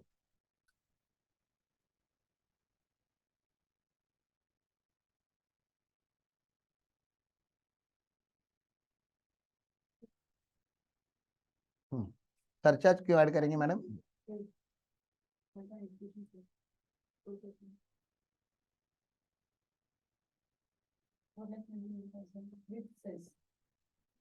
कितना आया? 4 लाख। मैं पूरा ले रहा हूँ आपने टैक्स, मतलब सेस वगैरह लगा के अभी तक तो आ जाना चाहिए था। अरे इतना टाइम कौन लगाता है रे टैक्स निकालने के लिए? आ गया क्या? हाँ चलो ठीक है। 10 लाख तक कितना लगता है आप लोगों को? 1,12,500। आप नॉर्मल सिटीजन हो और उसके ऊपर 10 लाख और कमाया तो उसका 30 लाख, 3 लाख, ठीक है ना? तो 4 लाख कितना हो गया? 4,12,500 प्लस 4% आ गया 429। यहाँ तक क्लियर है? चलो आगे। मेरा कितना होगा बताइए ना, आपकी जनरल नॉलेज से बताइए मेरा कितना होगा। एग्रीकल्चर इनकम तो क्या होता है? एग्जेम्प्ट होता है ना। तो आप ऐसे बात करोगे कि सर ये भी, ये तो टैक्सेबल है और ये एग्जेम्प्ट है, तो आपका और मेरा टैक्स अगर इक्वल कर देंगे कि सर आप भी 4,29,000 ही भरोगे क्योंकि ये तो एग्जेम्प्ट हो गया ना, ये तो टोटल इनकम है ही नहीं, तो मेरा भी 20 ही लाख होता है। तो आपके साथ इनजस्टिस नहीं हो रहा है क्या? आपकी जलेगी कि नहीं जलेगी वो बताओ ना, क्यों जल रही है आपकी? मेरा इनकम आपसे 10 लाख से ज्यादा है, भले वो एग्रीकल्चर है, लेकिन I am earning more than you and we both are paying same amount of tax. Is it fair or not fair? Not fair with whom? Not with these people. These people are very happy to pay tax on only 20 matlab only 20 lakh and not on 10 lakh. These people are sad. Why? Because they don't have agriculture income. They don't have. उनकी गलती है ना, मैं भी वही बता रहा हूँ, आप लोगों की गलती है ना कि आपका एग्रीकल्चर इनकम नहीं है। कमाओ आप भी, आओ इधर खेती करते हैं, हाँ, लेकिन आपका नहीं है। और इंडिया में ऐसा होना नहीं चाहिए। क्यों नहीं होना चाहिए? क्योंकि इनकम टैक्स का बेसिक फंडामेंटल जो है, फाउंडिंग स्टोन जो है, वो है कि progressive system of taxation. What do you mean by progressive system of taxation? Progressive system of taxation से higher the income higher the tax, ठीक है ना? जितना इनकम बढ़ेगा उतना क्या बढ़ना चाहिए? टैक्स बढ़ना चाहिए। तो ये प्रिंसिपल यहाँ पे फेल होते हुए दिख रहा है आपको, दिख रहा है? You can see it clearly. तो गवर्नमेंट ने बोला एक काम करते हैं, नया मेथड निकालते हैं टैक्स करने का। आपको पता है, आप सब अब नॉलेजेबल पर्सन हो, मैं खाली आपको लॉजिक बताने का ट्राई कर रहा हूं। पता नहीं इसके पहले आप किसी ने लॉजिकली पढ़ा है कि नहीं, लेकिन लॉजिक समझने का ट्राई की। गवर्नमेंट ने ये नहीं बोला कि एग्रीकल्चर को टैक्स करते, वो तो कॉन्स्टिट्यूशनल, आप तो लॉ के बड़े बड़े तज्ञ लोग बैठे हुए यहाँ पे। हाँ, जो कॉन्स्टिट्यूशन ऑफ इंडिया में लिखा है कि सेंट्रल गवर्नमेंट को पावर ही नहीं है एग्रीकल्चर इनकम को टैक्स करने का, तो कैसे कर सकता है? कॉन्स्टिट्यूशनली वैलिड नहीं हो जाता। कॉन्स्टिट्यूशनल वैलिडिटी चैलेंज हो जाएगी अगर सेंट्रल गवर्नमेंट ने 1 रुपए का भी टैक्स लिया किसके ऊपर?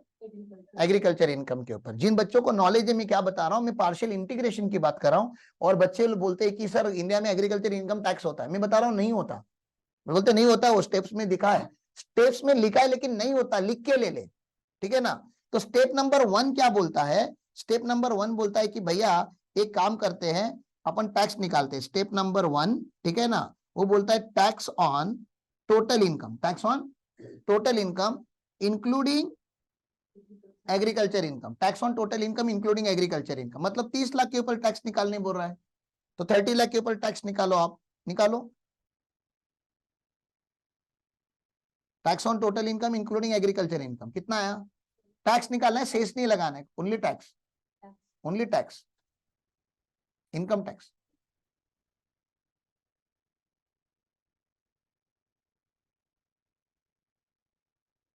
अरे 20 लाख का 30% प्लस 1,12,500, इतना कैसे चलेगा? 7,12,500 without cess. राइट है क्या ये? सेस नहीं लगाना है, ठीक है ना? 30 लाख की है तो सरचार्ज भी नहीं लगेगा। 7 लाख, अरे बरोबर ना, 20 लाख का 30% कितना होता है? 6 लाख, और 1,12,500 ऐड किया। यहाँ तक क्लियर है? 7,12,500। तो क्या मेरे से गवर्नमेंट 7,12,500 लेगा? नहीं ना। कैसे लेगा मेरे से? इतने एग्रीकल्चर को टैक्स करना है क्या उनको? नहीं, लेकिन फिर भी उन्होंने किया, इसलिए बोलते हैं स्टेप 2 लगाइए। अभी आप क्या लगाइए? स्टेप 2 लगाइए। मुझे बताओ, इस 30 लाख में ऐसे 2 इनकम है, 30 लाख में कितने इनकम है? ऐसे 2 इनकम है जिनके ऊपर टैक्स नहीं लगना था, लगता ही नहीं। 30 लाख में ऐसे 2 इनकम है जिसके ऊपर टैक्स नहीं लगता। एक तो 10 लाख के ऊपर नहीं लगना था। क्यों 10 लाख के ऊपर क्यों नहीं लगना था? एग्रीकल्चर है। और 20 लाख में का एक कंपोनेंट है जिसके ऊपर गवर्नमेंट टैक्स नहीं लेता, उसको हम क्या बोलते हैं? बेल बोलते, बीईएल, बेसिक एग्जम्पशन लिमिट। आपका बीईएल क्या है? 2.5 लाख। मेरा भी वही है 2 अगर मैं सीनियर सिटीजन होता तो मेरा बीईएल कितना हो जाता? 3 लाख। लेकिन अभी मैं सीनियर सिटीजन नहीं है, मेरा नॉर्मल है, तो मेरा कितना हो जाएगा? 2.5 लाख। अगर मैं डिफॉल्ट रिजीम में होता तो ये कितना होता? 3 लाख। और तो उसके टैक्स के रेट अलग हो जाते, बाकी कुछ नहीं चेंज होता है, खाली टैक्स का सिस्टम चेंज हो जाता है। तो बेसिक एग्जम्पशन लिमिट के ऊपर टैक्स नहीं लगना चाहिए। अब उसका भी लॉजिक सुन लो कि देश में बेसिक एग्जम्पशन लिमिट क्यों है। Why we have basic exemption limit? ये 2.5 लाख के ऊपर टैक्स क्यों नहीं लेता गवर्नमेंट? क्योंकि गवर्नमेंट बोलता है एक तो आप सोसाइटी के लोअर सेगमेंट में हो, वही progressive system of taxation. Higher the income higher the tax का अपोजिट क्या होता है? वाइस वर्सा क्या होता है? Lower the income lower the tax.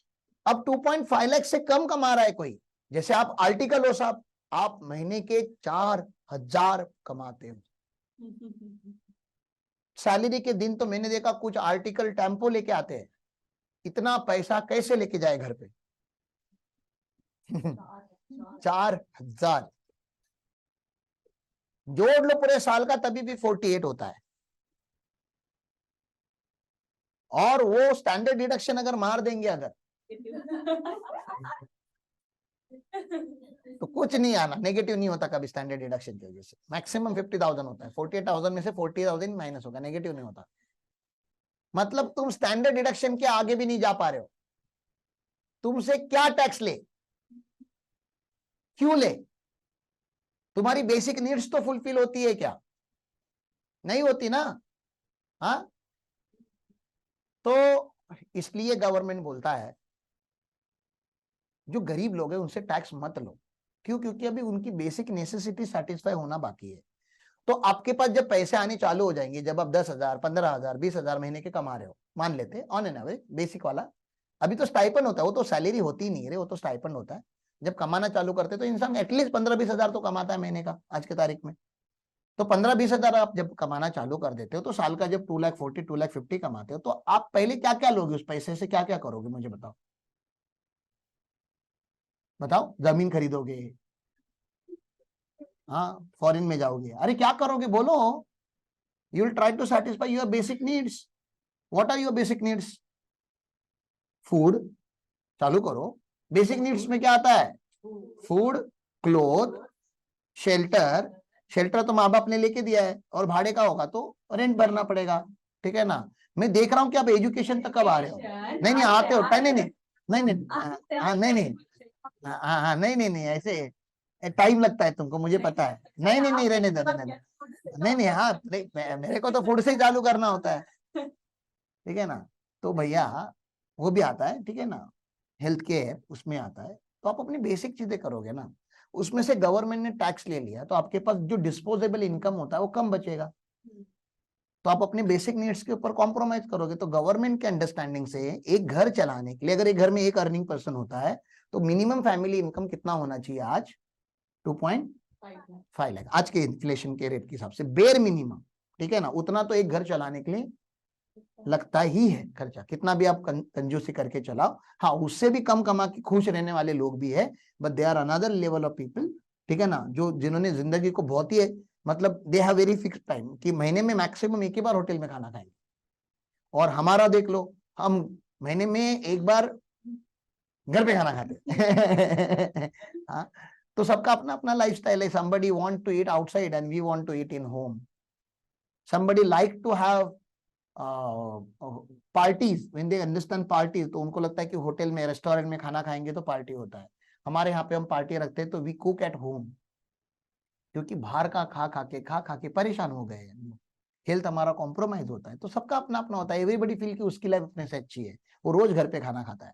उसको लग रहा है इसकी लाइफ बहुत अच्छी है, ये रोज होटल में खाना खा रहा है, ठीक है ना। तो people are like that only. आप कंपेयर करते रहोगे तो जिंदगी निकल जाएगी आपकी, but you will never see the happiness. तो आप अपने अपने में ही खुश रहो, इसलिए मैं खुश है। ठीक है।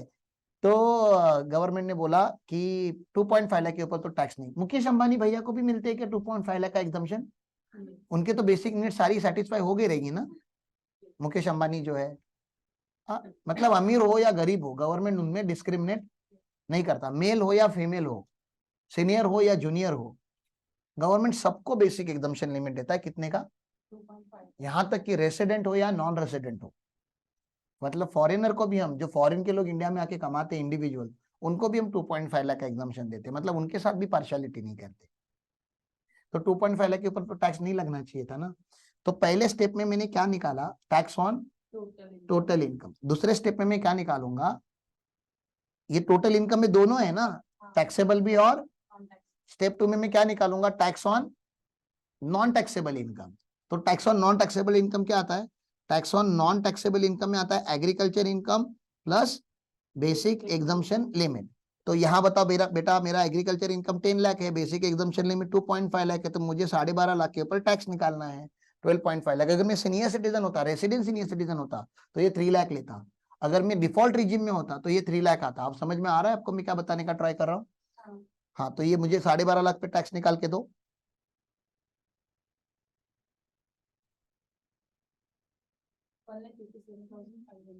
1,87,500, ठीक है ना। अब मुझे क्या करना है? मुझे टैक्स ऑन टैक्सेबल इनकम निकालना है। मुझे अल्टीमेटली क्या निकालना होता है? टैक्स ऑन टैक्सेबल इनकम निकालना होता है। Is it clear? मुझे क्या करना होता है? Tax on taxable income. लेकिन मैंने ऐसे directly tax on taxable income नहीं निकाला। मैंने पहले निकाला टैक्स ऑन टोटल इनकम, फिर मैंने निकाला tax on non taxable income. तो जो बच गया वो क्या होगा? Tax on taxable income. तुमको समझ रहा है मेरी भाषा में क्या बता रहा हूं? मैंने पहले, मेरे पास ये मेरा यूनिवर्स होता है, याद रखो हमेशा, ठीक है ना। मेरा यूनिवर्स मतलब ये मेरा टोटल 30 लाख है। मैंने पहले टैक्स ऑन 30 लाख निकाला, जबकि मुझे पता है पूरे के पूरे 30 लाख पे टैक्स नहीं लगना था। तो फिर मैंने क्या निकाला? Tax on non taxable income निकाला। अब टोटल में से नॉन टैक्सेबल माइनस कर दूंगा तो टैक्स ऑन टैक्सेबल बच जाएगा। इसलिए स्टेप 1 माइनस स्टेप 2 करके मुझे स्टेप 3 का टैक्स निकालना पड़ेगा। तो स्टेप 3 पे टैक्स कितना आ रहा है? 5,25,000। अब यहाँ पे रिबेट का सोचना है। रिबेट का सोचने के टाइम पे बहुत इंपॉर्टेंट बात आपको मैं बता रहा हूँ। टोटल इनकम, टोटल इनकम, अभी हम लोग ऑप्शनल रिजिम है ना, ऑप्शनल रिजिम में total income should be less than 5 lakh, और डिफॉल्ट रिजिम होती है तो लेस देन 7 लाख। तो रिबेट मिलता है। टोटल इनकम जब आप बात करते हो ना, तो टोटल इनकम के टाइम पे आपको 30 लाख को टोटल नहीं समझना है। मैथ्स की बात नहीं कर रहे हम। टोटल इनकम मतलब जो इनकम टैक्स का टोटल इनकम है। Agriculture income does not form part of total income. Section 10 का कोई भी इनकम जो होता है उसका नाम है incomes which do not form part of total income. मतलब ये टोटल, ये वाला टोटल इनकम नहीं है हमारे लिए, खाली यही वाला टोटल इनकम है। तो आपको वो देखना होता है कि कहीं वो 5 लाख या 7 लाख के नीचे तो नहीं है। अगर वो 5 लाख और 7 लाख के नीचे होगा तो फिर क्या होगा? एग्जम्पशन मिलेगा, रिबेट मिलेगा। ये समझ में आ रहा है आपको? तो ये भैया यहाँ पे तो ये 20 लाख के ऊपर है, तो total income is more than, मतलब 20 लाख है। 20 लाख मतलब 5 लाख के ऊपर है। तो टोटल इनकम, क्योंकि टोटल इनकम मेरा यहाँ पे 20 लाख है, तो मुझे रिबेट नहीं मिलेगा। तो मेरा नेट टैक्स कितना आ जाएगा? फिर से 525, और भी शेष तो ऐड करना ही पड़ेगा। 4% कितना होता है? 4% कितना होता है?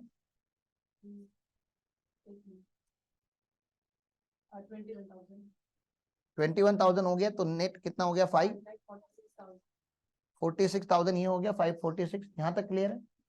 पक्का इजी है, बहुत ज्यादा डिफिकल्ट नहीं है। अब आपके दिल को सुकून मिला? आप कितना भर रहे थे? 4, और मैंने कितना भरा? 546। ये समझ में आ रहा है आपको? That means I am paying higher than you, I am paying tax higher than you.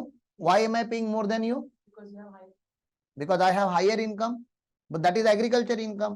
तो गवर्नमेंट ने ये सब करके एग्रीकल्चर को टैक्स किया क्या? नहीं किया। एग्रीकल्चर को टैक्स नहीं किया। अरे एक बार टोटल में इधर लिया और फिर माइनस भी किया। एक बार आपने इंक्लूड किया और फिर उसको एक्सक्लूड किया। तो सर ये बेसिक एग्जम्पशन लिमिट का क्या, वो भी तो मैंने बताया ना एक बार, अरे एक बार आपने इंक्लूड किया तो एक बार आपको क्या करना पड़ेगा, अभी एक्सक्लूड करना पड़ेगा, क्योंकि ये बेनिफिट तो दुनिया में हर पर्सन को मिलता है। तो मुझे बताइए, इसको एकदम शॉर्टकट में निकालने का आपको लॉजिकल तरीका बताता हूं, और मैं आपको गारंटी लेके बताता हूं, अभी आपको पक्का समझ में आएगा कि गवर्नमेंट एग्रीकल्चर इनकम को टैक्स नहीं करता, बिल्कुल नहीं करता। पार्शियल इंटीग्रेशन में we are not taxing agriculture income, we are taxing other income at higher possible rate. मैंने क्या बोला, देखो हम एग्रीकल्चर इनकम को टैक्स नहीं कर रहे, हम किसको टैक्स कर रहे हैं, टैक्सेबल इनकम को ही। लेकिन टैक्सेबल इनकम को कौन से रेट पे टैक्स कर रहे हैं, हायर पॉसिबल रेट। अब मुझे बताओ higher possible rate current situation में कितना आता है, 30%, क्योंकि ये इंसान 10 लाख के ऊपर कमा रहा है, एग्रीकल्चर इनकम 10 लाख तक है। तो पहले गवर्नमेंट बोलता है पहला एग्रीकल्चर इनकम रख, पहला अगर एग्रीकल्चर इनकम रखूंगा तो इसके ऊपर क्या रखूंगा, टोटल इनकम, अदर इनकम। ये समझ में आ रहा है, taxable income.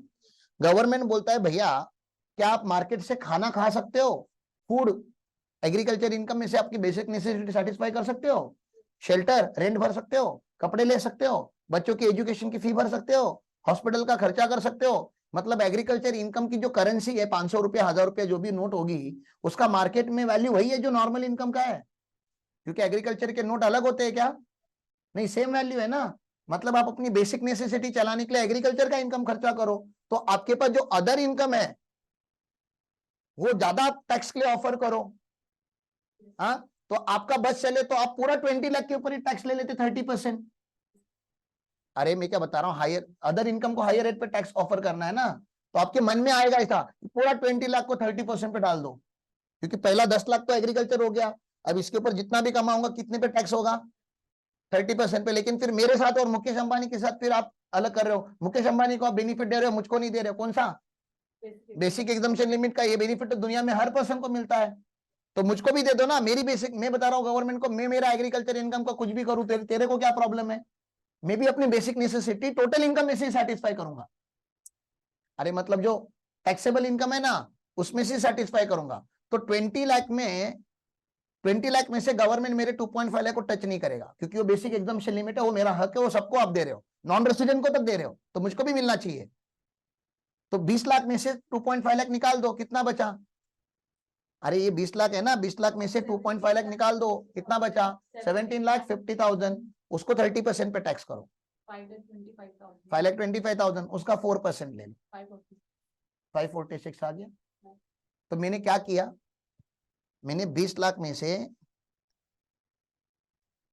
Basic exemption limit निकाल दिया 2.5 लाख, बचा कितना 17.5 लाख, उसका कितना ले लिया मैंने 30%, तो 525 आ गया। और शेष तो ऐड करते ही हम। तो मैंने एग्रीकल्चर को टैक्स नहीं किया, मैंने किसको टैक्स किया, नॉर्मल को हायर रेट पे टैक्स किया। आप समझ रहे हो क्या, हाँ। तो उसके लिए एग्रीकल्चर का बेस क्यों लिया गया, क्योंकि हर बार एग्रीकल्चर इनकम 10 लाख नहीं होगा ना, कभी एग्रीकल्चर इनकम 3 लाख भी निकल सकता है, तो 3 लाख प्लस 20 लाख होता, तो मेरा स्लैब के हिसाब से टैक्स होना चाहिए ना, up to 2.5 lakh nil, 2.5 lakh to 5 lakh 5%, तो स्लैब के हिसाब से होता है। यहाँ तक क्लियर है, कोई गड़बड़ नहीं है आपके माइंड में। तो इसलिए इसका फॉर्मेट कैसा है, स्टेप 1 ये है, step 2, step 1 tax on total income including agriculture income, ये टैक्स ऑन टोटल इनकम हो गया। फिर स्टेप 2 मैंने बताया नॉन टैक्सेबल के ऊपर करो, ठीक है ना, tax on agriculture income plus basic exemption limit, और फिर स्टेप 1 माइनस स्टेप 2, तो नेट टैक्स आ जाएगा। टैक्स ये क्या है बताया, tax on taxable income, step 1 minus step 2 जो किया वो बच के आ गया, फिर टैक्स ऑन टैक्सेबल इनकम, उसमें से रिबेट माइनस होगा अगर एप्लीकेबल होगा तो, और फिर उसमें शेष लगेगा, फिर राउंडिंग ऑफ वगैरह, वो सारे रूल तो कॉमन ही है। इस कॉन्सेप्ट को हम बोलते हैं पार्शियल इंटीग्रेशन। क्या बोलते हैं हम, इंटीग्रेशन। मतलब एग्रीकल्चर इनकम और नॉन एग्रीकल्चर इनकम का पहले इंटीग्रेशन करो और फिर टैक्स निकालो। कुछ लोग बोलते हैं कि नहीं नहीं पार्शियल इंटीग्रेशन मतलब एग्रीकल्चर इनकम को टैक्स किया आपने, फिर बता रहा हूं एग्रीकल्चर इनकम को हम टैक्स नहीं करते। सर ये कॉन्सेप्ट एप्लीकेबल होने के लिए कंडीशन देखो क्या लिखे उन्होंने, जो असेसी हो इंडिविजुअल, एचयूएफ, एओपी, बीओआई और एजेपी होना चाहिए। मतलब फर्म, कंपनी, एलएलपी को ये पार्शियल इंटीग्रेशन का कॉन्सेप्ट नहीं लगता। क्यों नहीं लगता, क्योंकि उनका बेसिक एग्जम्पशन लिमिट ही नहीं होता, वही उसका लॉजिक भी है। फर्म, एलएलपी और कंपनी का बेसिक डायरेक्ट, वो तो डायरेक्ट टैक्स होते हैं ना। फर्म का अगर 1 लाख इनकम होगा तो 30,000 डायरेक्टली टैक्स लगाते हो आप, कंपनी को आप डायरेक्ट फ्लैट रेट लगाते हो। तो आपको पता ही है जब फर्म, एलएलपी और उसका बेसिक एग्जम्पशन लिमिट ही नहीं होता तो उसको फिर ये तो लगेगा ही नहीं। ये किसको लगेगा? उन्हीं असेसेस को जिनका बेसिक एग्जम्पशन लिमिट होता है, क्योंकि कैलकुलेशन में जो जो इंपॉर्टेंट कंपोनेंट है वो क्या है? बेसिक एग्जम्पशन लिमिट है, ठीक है ना। फिर जो टैक्सेबल इनकम है, अदर टैक्सेबल इनकम, जैसे अभी ये प्रदीप भाई है, ठीक है ना, ये क्या कमाते हैं? ये दोनों कमाते हैं ना, एग्रीकल्चर इनकम भी कमाते हैं और बिजनेस इनकम भी, मतलब नॉर्मल इनकम भी कमाते हैं, टैक्सेबल इनकम भी कमाते हैं। लेकिन इनका जो ये अदर इनकम है, टैक्सेबल इनकम जो है, वो जो है वो 2.5 लाख के ऊपर है ही नहीं। मतलब ये तो गरीब इंसान में ही आते हैं। भैया गरीब इंसान से आप टैक्स लोगे क्या? नहीं, गरीब लोगों से हमको टैक्स नहीं लेना चाहिए। तो कोई फार्मर है, उसका एग्रीकल्चर इनकम है 10-12 लाख रुपया, और बैंक से एफडी के ऊपर इंटरेस्ट कमाता है 50-60 हजार, तो 50-60 थाउजेंड ही उसने टैक्सेबल इनकम कमाया हुआ है। उसके लिए आप पार्शियल इंटीग्रेशन एक्टिवेट नहीं करोगे। जो टैक्सेबल इनकम है, it should be greater than basic exemption limit. उसको बोला जाता है amount, maximum amount not chargeable to tax. इसका ही नाम होता है बेसिक एग्जम्पशन लिमिट, इसको ही बेल बोला जाता है, ठीक है ना। मतलब वो 2.5 लाख के ऊपर अगर नॉर्मल इनकम होगा तो ही पार्शियल इंटीग्रेशन एक्टिवेट होगा। और लास्ट कंडीशन है जो नेट एग्रीकल्चर इनकम है, मतलब इनकम माइनस एक्सपेंस करके जो नेट प्रॉफिट बचता है एग्रीकल्चर का, वो 5,000 से ज्यादा होना चाहिए पर एनम, पर मंथ नहीं। तो ही पार्शियल इंटीग्रेशन एक्टिवेट होता है। मतलब 1,000-2,000 रुपए का अगर आप एग्रीकल्चर इनकम कमा रहे हो तो पार्शियल इंटीग्रेशन एक्टिवेट नहीं करने का, जाने दो, इग्नोर करो। अब 5,000 आज की तारीख में बहुत कम है, लेकिन एक जमाने में it was very big number, इसमें अमेंडमेंट नहीं आया है। In today's term 5,000 is almost nothing, ठीक है ना। एक जमाने में था वो नंबर, बड़ा नंबर था। तो तीन कंडीशन क्या हो गई है आपको याद रखनी है, तीनों कंडीशन कंप्लाई होंगे तो ही पार्शियल इंटीग्रेशन एक्टिवेट होगा। यहां तक क्लियर है? चलो फटाफट आपको एक क्वेश्चन दिखा देता हूं, फिर हम लाइफ में आगे जाएंगे। टाइम तो हो ही गया आज का, आज लेट हो गया थोड़ा।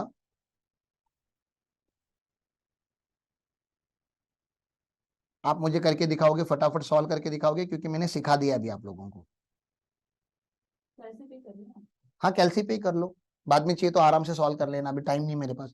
Mister X is a resident, mister X बोला तो एक कंडीशन कंप्लाई हो गई, इंडिविजुअल, ठीक है ना। Has the following particular of income for the previous year 23-24। Salary income, ये तो टैक्सेबल वाला आ गया। इनकम फ्रॉम हाउस प्रॉपर्टी, ये भी टैक्सेबल आ गया। अच्छा ब्रैकेट में कंप्यूटेड, कंप्यूटेड क्यों लिखा है? ताकि आप स्टैंडर्ड डिडक्शन अलग से ना दो, दोनों चैप्टर में स्टैंडर्ड डिडक्शन है ना। सैलरी के चैप्टर में 50,000 का स्टैंडर्ड डिडक्शन है, और हाउस प्रॉपर्टी के चैप्टर में 30% का एनएवी का डिडक्शन आता है। तो वो देने का नहीं है, ये देने का नहीं है, क्योंकि उन्होंने ऑलरेडी कंप्लीट करके दिया है। Agriculture income from land in Jaipur, Jaipur India में है, यस, तो ये एग्जम्प्ट होगा। और expenses incurred for incurring earning agriculture income, तो पहले इसको आपको नेट ऑफ करना पड़ेगा। नेट एग्रीकल्चर इनकम कितना आया? 3,10,000। और ये टैक्सेबल इनकम कितना आया इन दोनों का टोटल? 480 + 250, इन दोनों का टोटल 7,30,000, ठीक है ना। ये टोटल कितना हो गया? 10,40,000। तो ये कुछ नंबर मुझे चाहिए था जो मैंने आपसे करवा लिए। अब सुनो मेरी बात, कंडीशन अभी दो बाकी है। एक कंडीशन हो गई आपकी इंडिविजुअल, दूसरी कंडीशन क्या थी कि अदर इनकम जो टैक्सेबल इनकम है that should be more than basic exemption limit. Is it complying now here? Yes, it is more than 2.5 lakh. ये समझ में आ रहा है आपको? तीसरा, agriculture income should be more than 5,000। तीनों कंडीशंस कंप्लाई हो गए, तो अभी आपको टैक्स निकालना है। पहले आप टैक्स मुझे निकाल के दोगे 45 ईयर ओल्ड का, 45 ईयर ओल्ड का ऑप्शनल रिजिम में। कौन से रिजिम में? ऑप्शनल रिजिम में आप 45 ईयर ओल्ड का टैक्स निकाल के दोगे, डिफॉल्ट रिजिम अपना स्टेप मैकेनिज्म से, पार्शियल इंटीग्रेशन से। पहला क्या करना पड़ता है आपको? Tax on total income including agriculture income, मतलब 1040 के ऊपर टैक्स निकालना है और कुछ नहीं।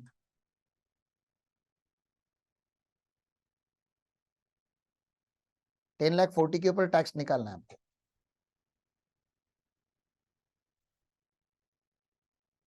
मेरे पास फॉर्मेट रेडी है, तो मैं यहीं पे आपको करके दिखाऊंगा।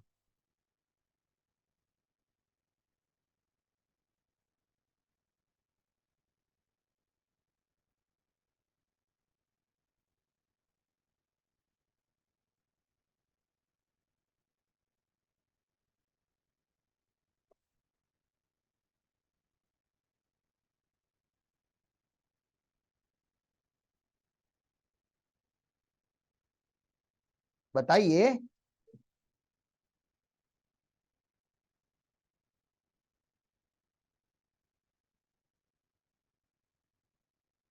नहीं, पहला कितना है? 10,40,000 का कितना है?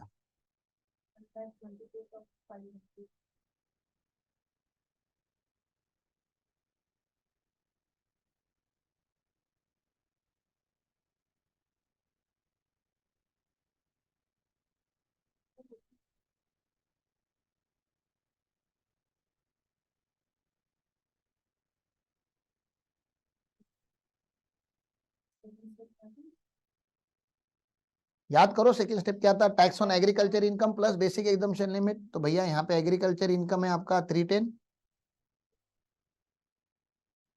बेसिक एग्जम्पशन लिमिट 2.5 इज इक्वल टू 5.6 हो रहा है।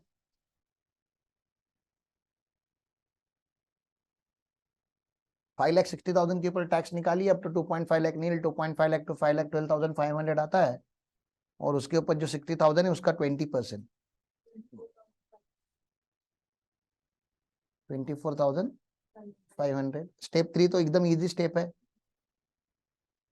तो ये 1 लाख आ जाएगा। रिबेट मिलेगा क्या सोचो, 2 मिनट यहाँ पे रुको, और रिबेट मिलेगा क्या सोचो।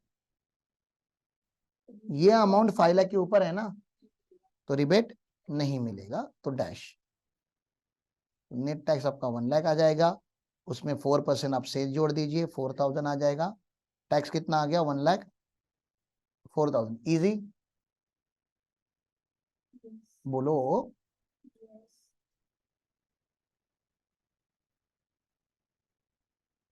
सीनियर सिटीजन का करके दिखाइए, वहां पे मिस्टेक होता है, क्योंकि वहां पे 2 जगह पे मिस्टेक होने के चांसेस है। सेम नंबर सीनियर सिटीजन का, दूसरा एज क्या था उनका, मैं इधर लिख रहा हूँ 70 है, 70 ईयर बोले तो सीनियर सिटीजन ना, मैं यहाँ पे लिखूंगा 70 ईयर वाला।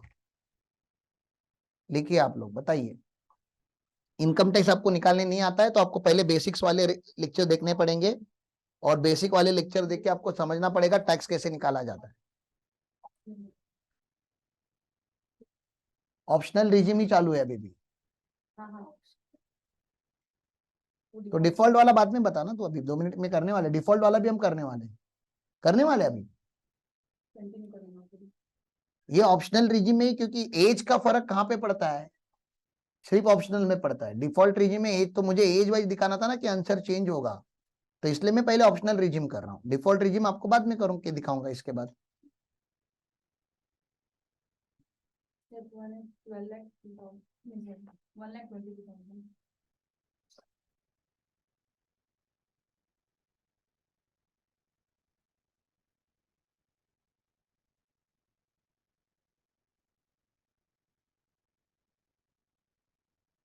$1,22,000। क्यों, क्योंकि up to 3 lakh nil, 3 lakh to 5 lakh 5% वो 10,000 आता है, 5 लाख टू 10 लाख 20% वो 1 लाख आता है, तो 10 लाख तक सीनियर सिटीजन का टैक्स आता है 1,10,000। जैसे नॉर्मल सिटीजन का 1,12,500 आता है, वैसे सीनियर सिटीजन का 1,10,000 आता है। बचा कितना इनकम, 40,000, 40,000 का 30%, तो 12,000, तो 1,22,000। 5.6 लाख के ऊपर टैक्स निकालिए सीनियर सिटीजन का।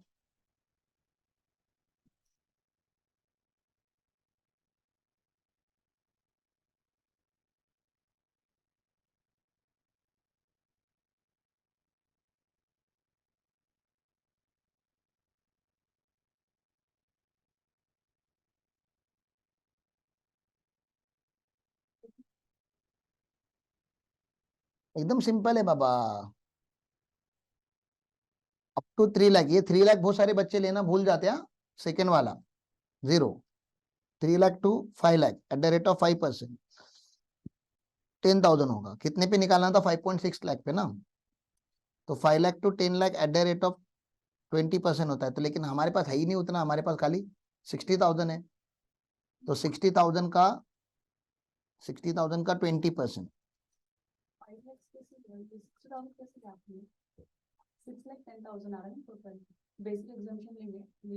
Sorry sorry sorry sorry sorry, देखो मेरी गलती हो गई, मैंने टेबल चेंज नहीं किया। सीनियर सिटीजन का यहाँ पे कितना आ जाएगा, 3 लाख आ जाएगा, तो ये 6,10,000 आएगा। तो बचा कितना अभी, 1 लाख, 6,10,000 बचा ना, तो 6,10,000 में का 5 लाख चला गया, तो कितना बच गया, 1,60,000 का, 1,10,000, 1,10,000 का 20%, 1,10,000 का 20% कितना होता है, ये टोटल कितना हो गया, 32,000। तो यहाँ पे मैं लिख रहा हूँ सेकेंड स्टेप पे 32,000। तो बताओ स्टेप 1 माइनस स्टेप 2 करेंगे तो कितना बचेगा, 90,000। रिबेट मिलेगा क्या?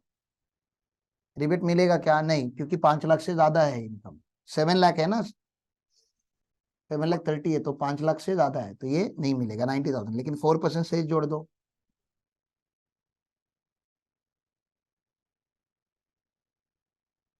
बताइए भैया, 4% से जुड़ के 33,600 plus is equal to 93,600. ठीक है। आंसर दिखा रहा हूं आपको मैं, इंस्टीट्यूट का प्रेजेंटेशन प्रॉपर देखना है तो आप यहाँ से देख सकते हो। पहला तो 7,30,000 आपका नॉर्मल इनकम आया और एग्रीकल्चर इनकम 310 आया। एग्रीकल्चर इनकम कभी भी आउटर कॉलम में नहीं आएगा, याद रखो। इनर कॉलम में से ही उसको माइनस करना है। आउटर कॉलम मतलब टोटल इनकम का कॉलम होता है, उसके ऊपर चार्ज होता है, तो कभी भी एग्रीकल्चर इनकम आउटर कॉलम में नहीं आना चाहिए। ओके, तो ये पहले स्टेप में आपको 10 लाख,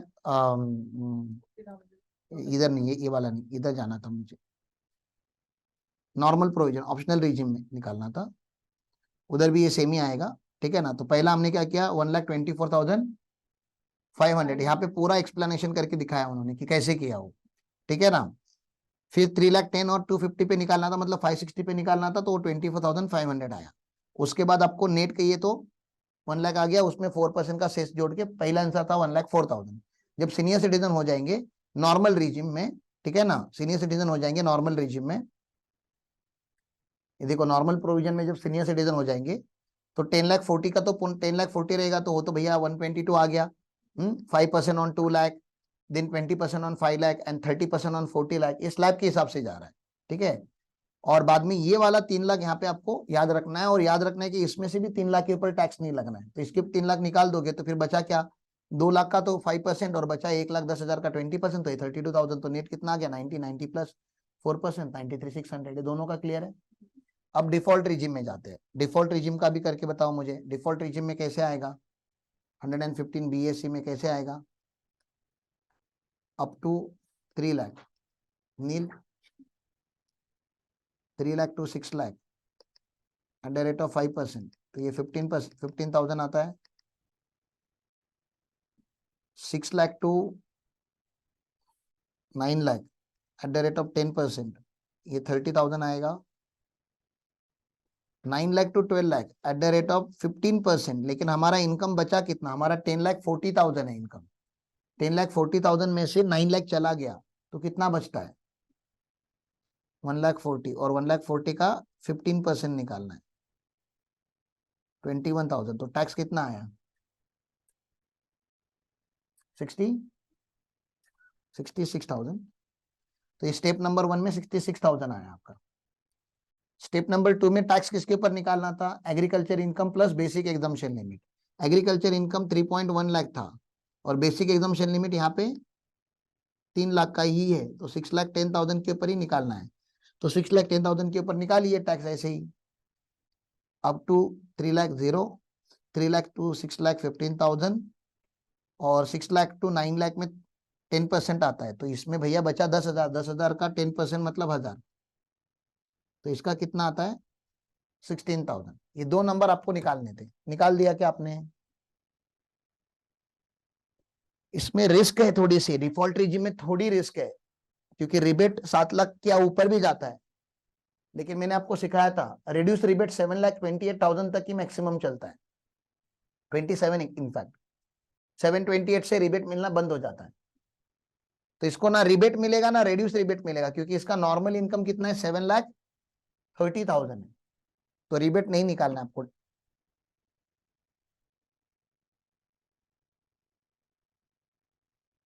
हो गया,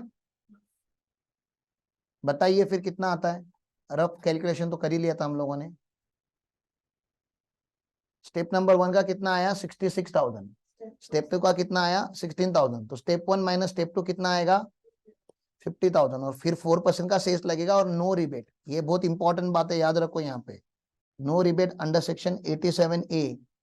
क्यों, क्योंकि टोटल इनकम जो है, इसका टोटल इनकम वो 7,30,000 है। ठीक है ना, टोटल इनकम 7,30,000 है, तो ना ही इसको रिबेट मिलेगा ना ही रिड्यूस रिबेट मिलेगा। अगर ये 7 लाख के नीचे होता तो रिबेट मिलता, पूरा 25,000 मिलता है यहाँ से। और अगर 7,10,000 होता, 7,15,000 होता तो रिड्यूस रिबेट मिलता। मैंने क्या बोला समझा आपको, वो 115 बीएससी का पॉइंट याद रखो, नहीं तो भूल जाओगे तो गड़बड़ हो जाएगी। रिबेट अलग हो जाता है 115 बीएससी का, पूरा रिकॉर्ड करके रखा हुआ है आप लोगों के लिए, ठीक है। हुआ नहीं है जाओ मत, एक लास्ट बात करके जाओ, हो गया, एक लास्ट क्वेश्चन करके जाओ बस, मुझे कंफर्म करना है कि आपको आ रहा है। नहीं नहीं नहीं, I don't believe in homework, no I don't believe.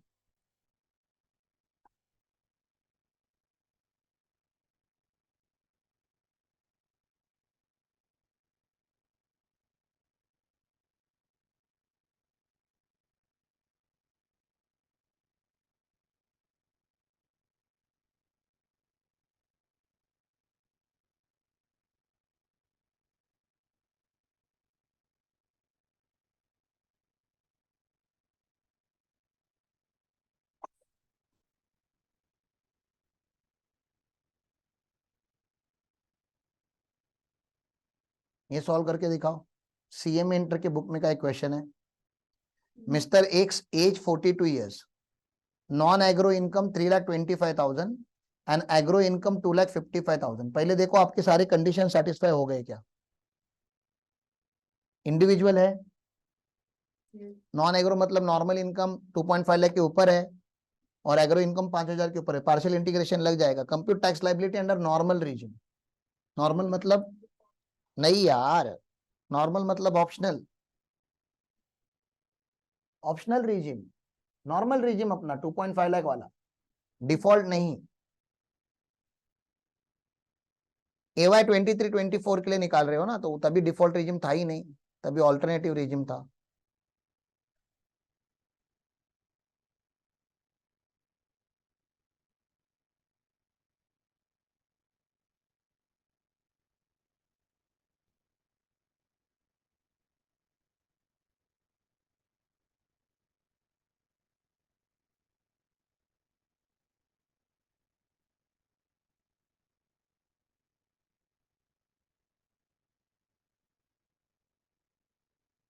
करो करो करो, यहाँ पे एक गलती होती है, करो एक क्वेश्चन तो करो अच्छे से।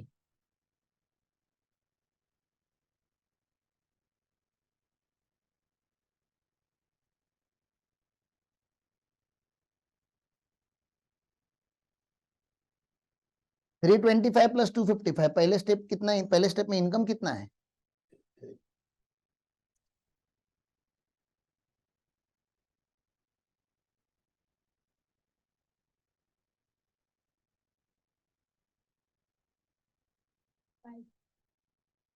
580, में इस पे लिख नहीं पा रहा हूँ।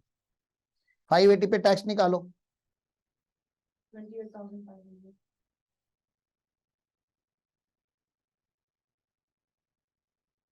5 लाख तक 12,500, 80,000 का 20%, 16,000, 28,500।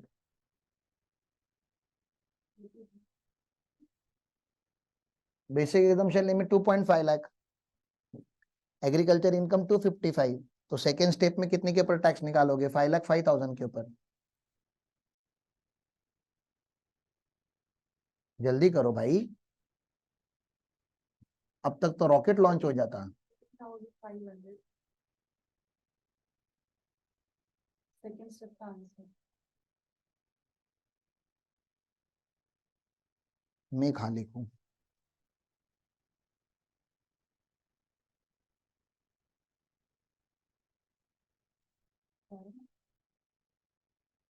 स्टेप नंबर 1 का आंसर कितना आया था? 5 लाख नहीं, 20 500। Tax on total income. Yes. Step number 2 agriculture income plus basic exemption limit. 13,500। Step number 3 कितना? 15,000। फिर क्या करेंगे? सेज जोड़ देंगे ना 4%। नहीं रिबेट ना। हाँ वही चाहिए था मुझको, रिबेट। पूरा रिबेट नहीं। रिबेट कितना मिलेगा? 12,500। 12,500। क्यों? क्योंकि जो टोटल इनकम है उसका, आप समझो टोटल इनकम की आप जब बात करते हो तो आप इसकी बात कर रहे हो, ये जो है ना ये इनकम की बात कर रहे हो नॉन एग्रो की, ये 5 लाख के नीचे है। Yes. और इसलिए रिबिट पूरा का पूरा मिलेगा आपको 12,500। तो आपका टैक्स लाइबिलिटी जो आएगा वो 2,500 आएगा और उसके ऊपर फिर सेस लगेगा और नेट आएगा 2,600। मुझको खाली आपको रिबेट का इफेक्ट दिखाना था कि रिबेट का इफेक्ट ऐसे जाता है। ठीक है, समझ में आया? इसके नीचे और भी क्वेश्चन दिए उन्होंने, टेस्ट योरसेल्फ। यहाँ के क्वेश्चन आप सॉल्व करके देखो आपको आ रहे कि नहीं आ रहे। 4 क्वेश्चन है ये, आप 4 क्वेश्चन होमवर्क में ले सकते हो, आराम से कर लेना। एज वगैरह के हिसाब से चेंज हो जाता है। आपको कुछ नहीं आता है तो आप मुझे पूछो, ये आज का आपका होमवर्क है। आप क्वेश्चन नंबर बता दीजिए। मैं दे रहा हूँ आपको, नया ग्रुप बनाया था ना तुम लोगों ने, ये लो, देखो करके देखो।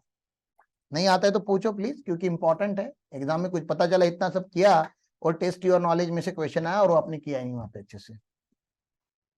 Okay, thank you for the day, bye bye.